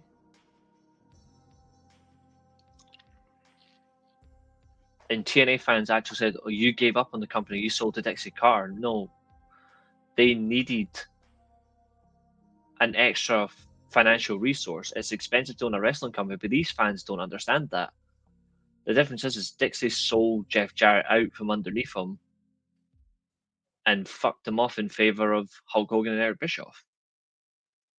And yet they're actually saying that Jeff Jarrett doesn't care about TNA. When she was on her knees begging for Hulk Hogan not to leave her. Are you kidding me? Slandering the founder? Disgusting. It would have been a partnership. Imagine this, Joe Hendry versus Randy Orton in a 15-minute world title match at WrestleMania. Randy Orton would not be buried. He would actually be doing a great service. I bet if you pictured that, Joe Hendry would have had a lot more. And I think if that had happened, he would not have lost to Trick Williams.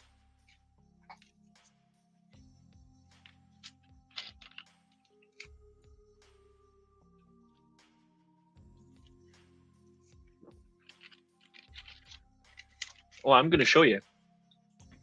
I'm going to show you.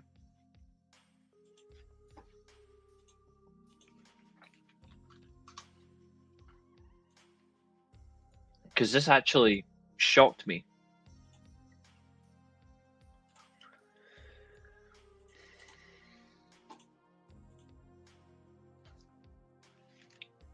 Like, I get it. His reign of terror was insane. But he also put over talent as well when it mattered. But I don't know how you can abuse or question Jeff Jarrett's opinion when he's actually not doing anything wrong.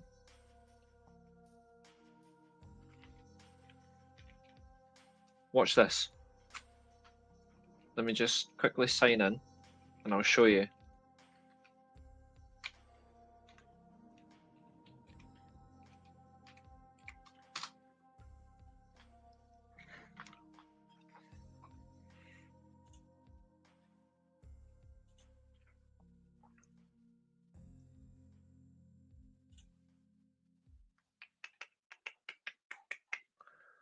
Right, because I know it was on their account, so I'll get it from here. Oh, and also another bit of news came out today. Elena Black, or as you guys know, Cora Jade, she's now walked away from wrestling for a while because she says that it's not good in her mental health.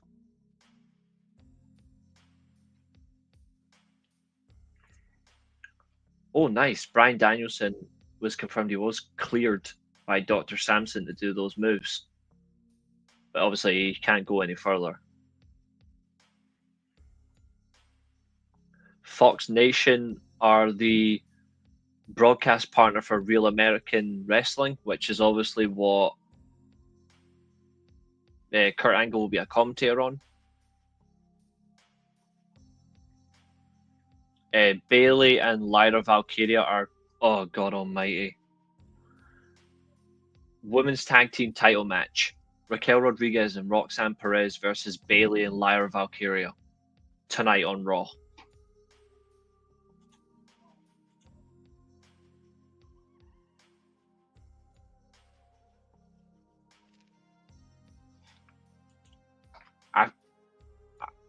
I mean, kind of, but I don't think Brock's ever going. I don't think Brock will ever be back in wrestling. Big E's got a memoir that's about to be published. The week after Bound for Glory, so October 18th, AEW Wrestle Dream will be at the Shy Fets Arena in St. Louis, Missouri.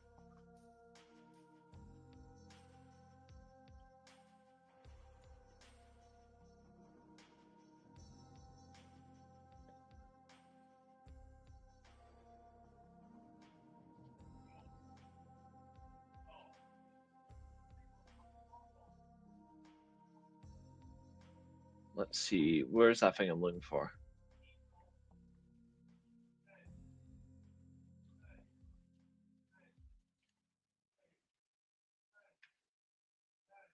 It is, basically.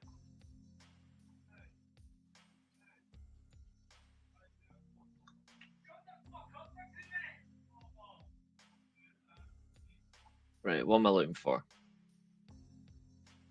Oh yeah, this.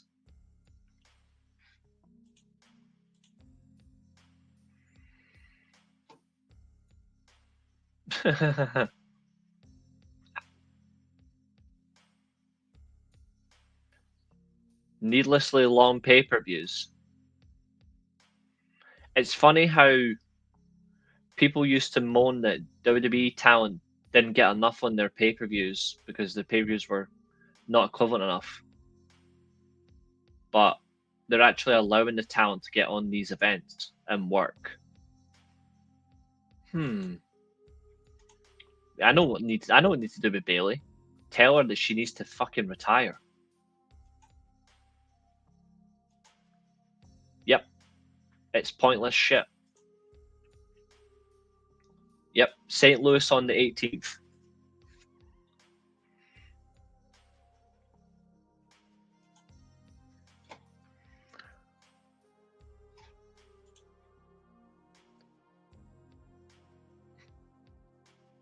It's not really.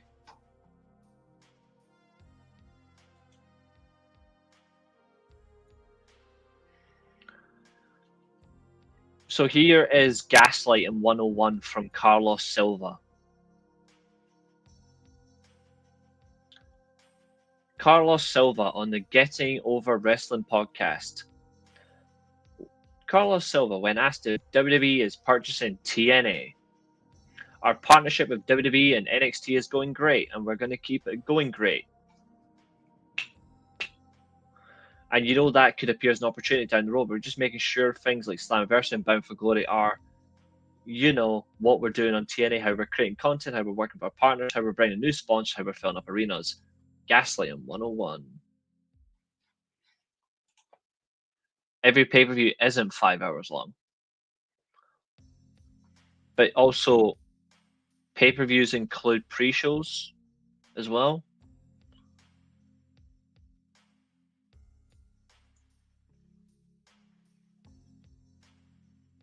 It's funny how you say every pay-per-view is 5 hours long. So is WWE's. You know who has the longest, the shortest events? TNA, 4.5 hours total.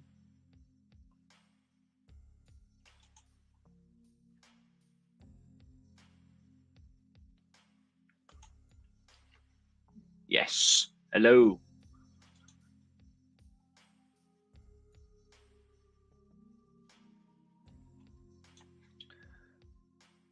Nah, to be fair, TNA pay-per-views for most recent times have been good. Now they're starting to go into hell. Clearly you don't pay attention. 3.5 hours plus 1 hour pre-show. That's 4.5 hours. Or did you not listen to what I said?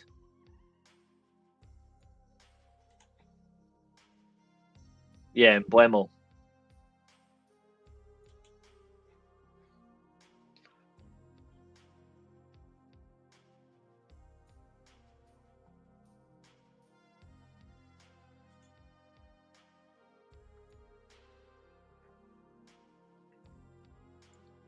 Right, where's the next one? Where's the next painful comment? Where is it? I said I was looking for the Jeff Jarrett post. Where is it? Oh, and yeah, the whole severance package for WWE employees. What a way to shaft your your audience and your staff.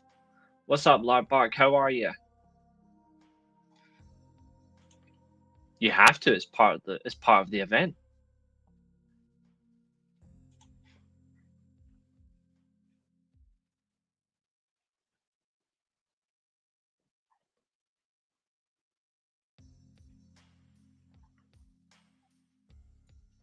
Wait, where is that Jeff Jarrett post? Where is it?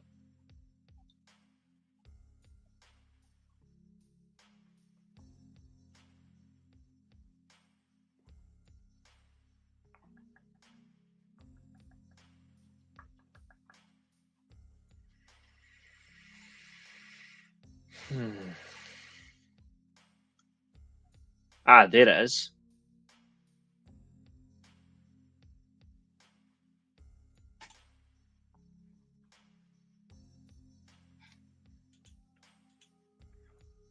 I mean, he isn't a draw, so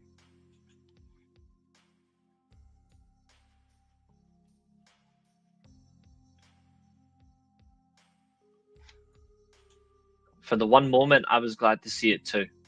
I was glad to see it too.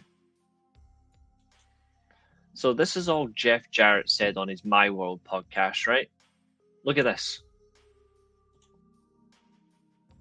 Where is the pain of asking such a fair question? You tell me.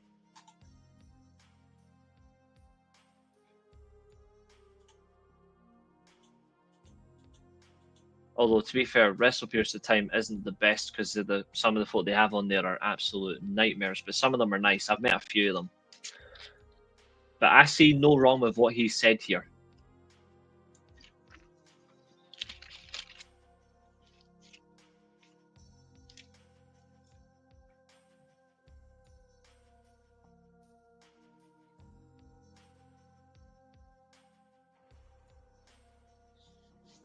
I like listening to My World. I don't like listening to the weirdo he has with him, though.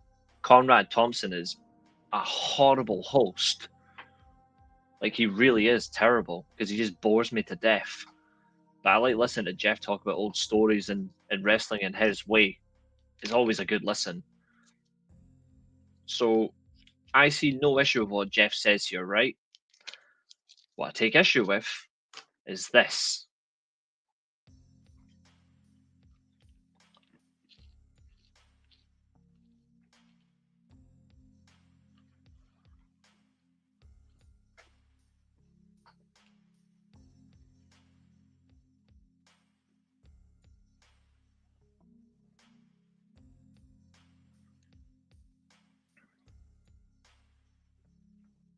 Oh, it gets worse.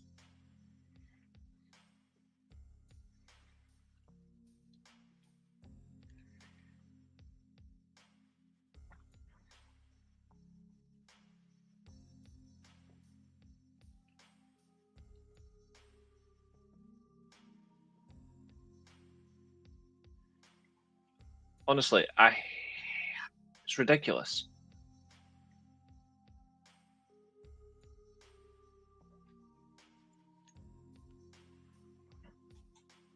He's not creating a new organization. Trust me. Look, I'll show you. Like, this died a long time ago.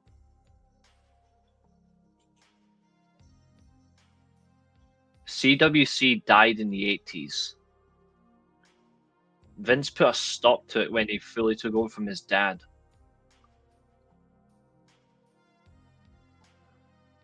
Although, there is actually a thing about CWC, though. There's actually the new, like, part of, like, NXT is done in that building. Vince, for the time being, with his new organization that he is doing, I've got no idea what he's going to do with that, though, David. That's the only question I've got. Like, the new product that, well, not new product, the new organization that Vince is doing, although appropriately titled, of course. That's got more concern for the eye.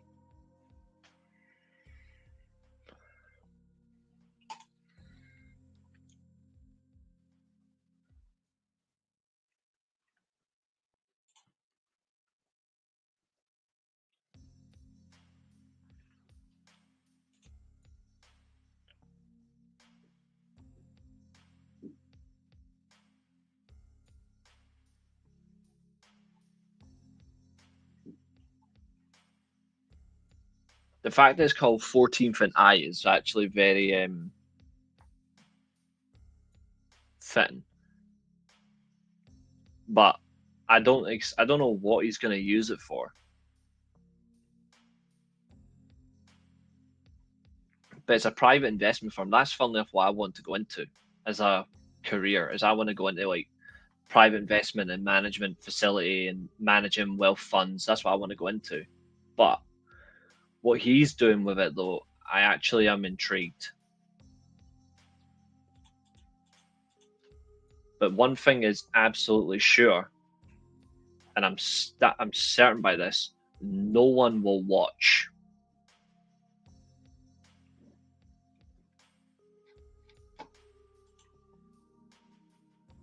Okay, so that is correct. That is correct. But it's the fact he's called it that. No one will take Vince McMahon seriously again anyway. Okay, so Leon Slater winning, Mustafa Ali winning, the Jeff Hardy spots.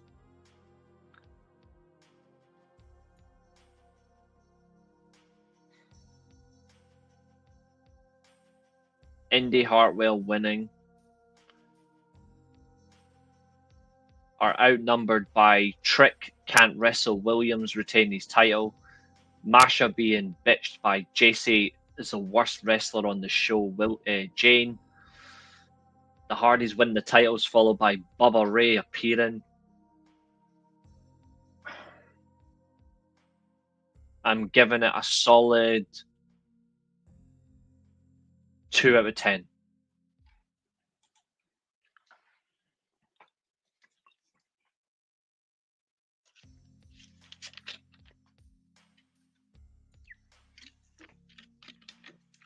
I think those moments I've said individually in those matches, they are an 8 out of 10. The rest of it, or the negative, brings it down a lot. The lowest I'll go is maybe a 3, 4, a 3 or a 4. But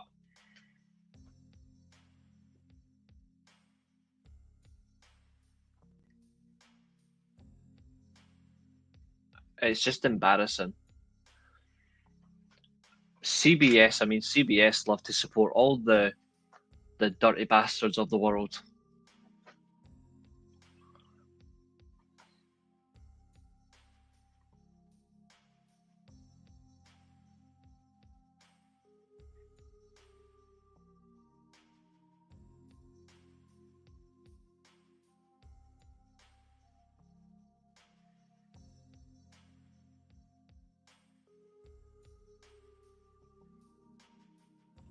Ooh. Yep, BBC are the same. That's not going to be a denial for me any day of the week.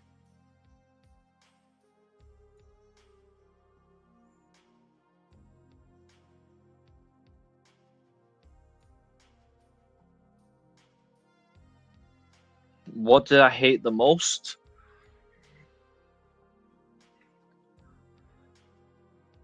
It's 3 things equally combined. Carlos Silva standing holding both belts with NXT failures as the knockouts and men's world champions. Those are the worst moments of the show. Without a doubt.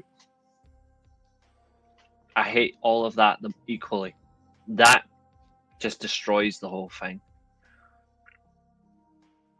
It destroys it like it felt like it was Death Row.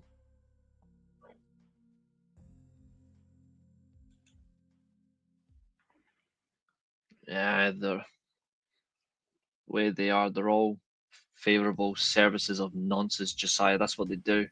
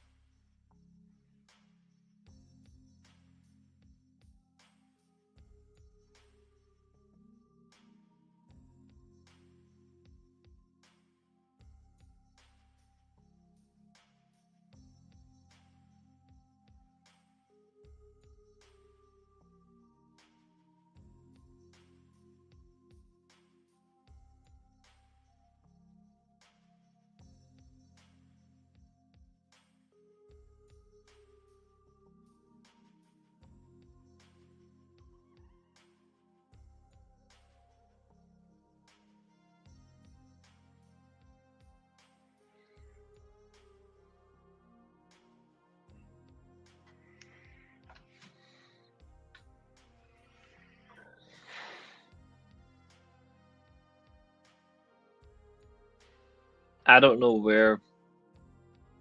I don't know what happens next. I will be watching Impact on Thursday. I will watch for the follow up. I won't be watching NXT because NXT offers me nothing. But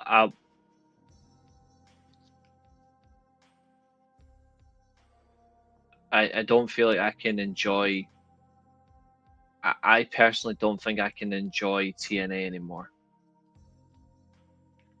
I will still watch, but enjoying it is going to be very, very difficult. And I hate this so-called partnership. It was never a partnership. I'm happy they broke their attendance record. I praise them for that. I'm happy that Leon Slater ended that horrible title reign and he's become X Division champion and the youngest champion. I'm happy that AJ Styles came back.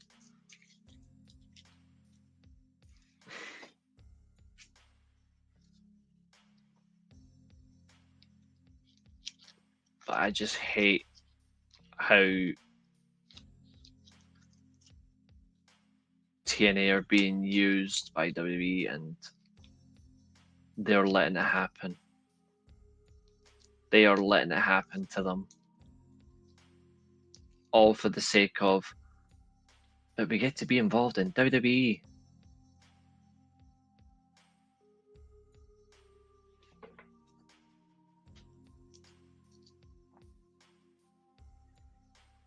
There's respect and opinions,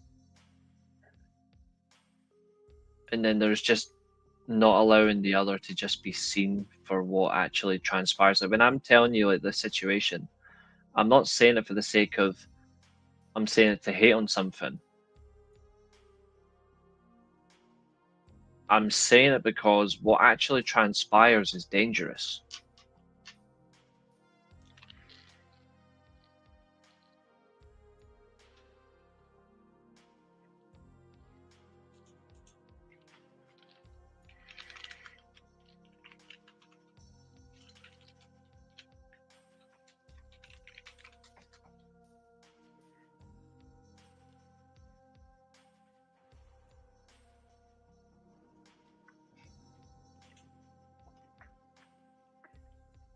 See you, dude. Thanks for tuning in.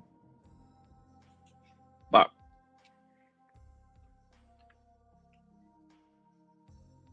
yeah, I know. I know. I respect people's opinions. I do. But TNA means a lot to me. And I don't like this whole partnership. Because this is not a partnership. This is a slow way to kill a company. And it hurts.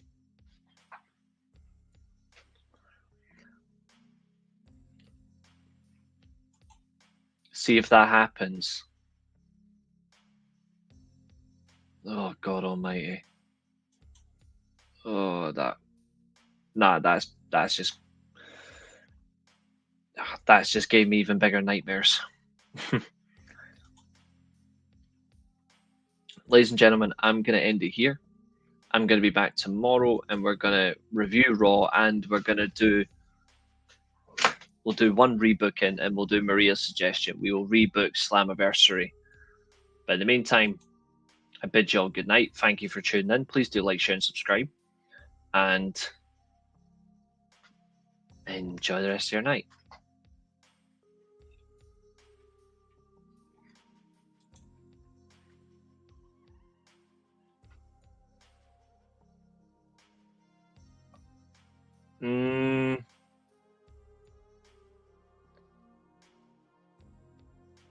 Not yet.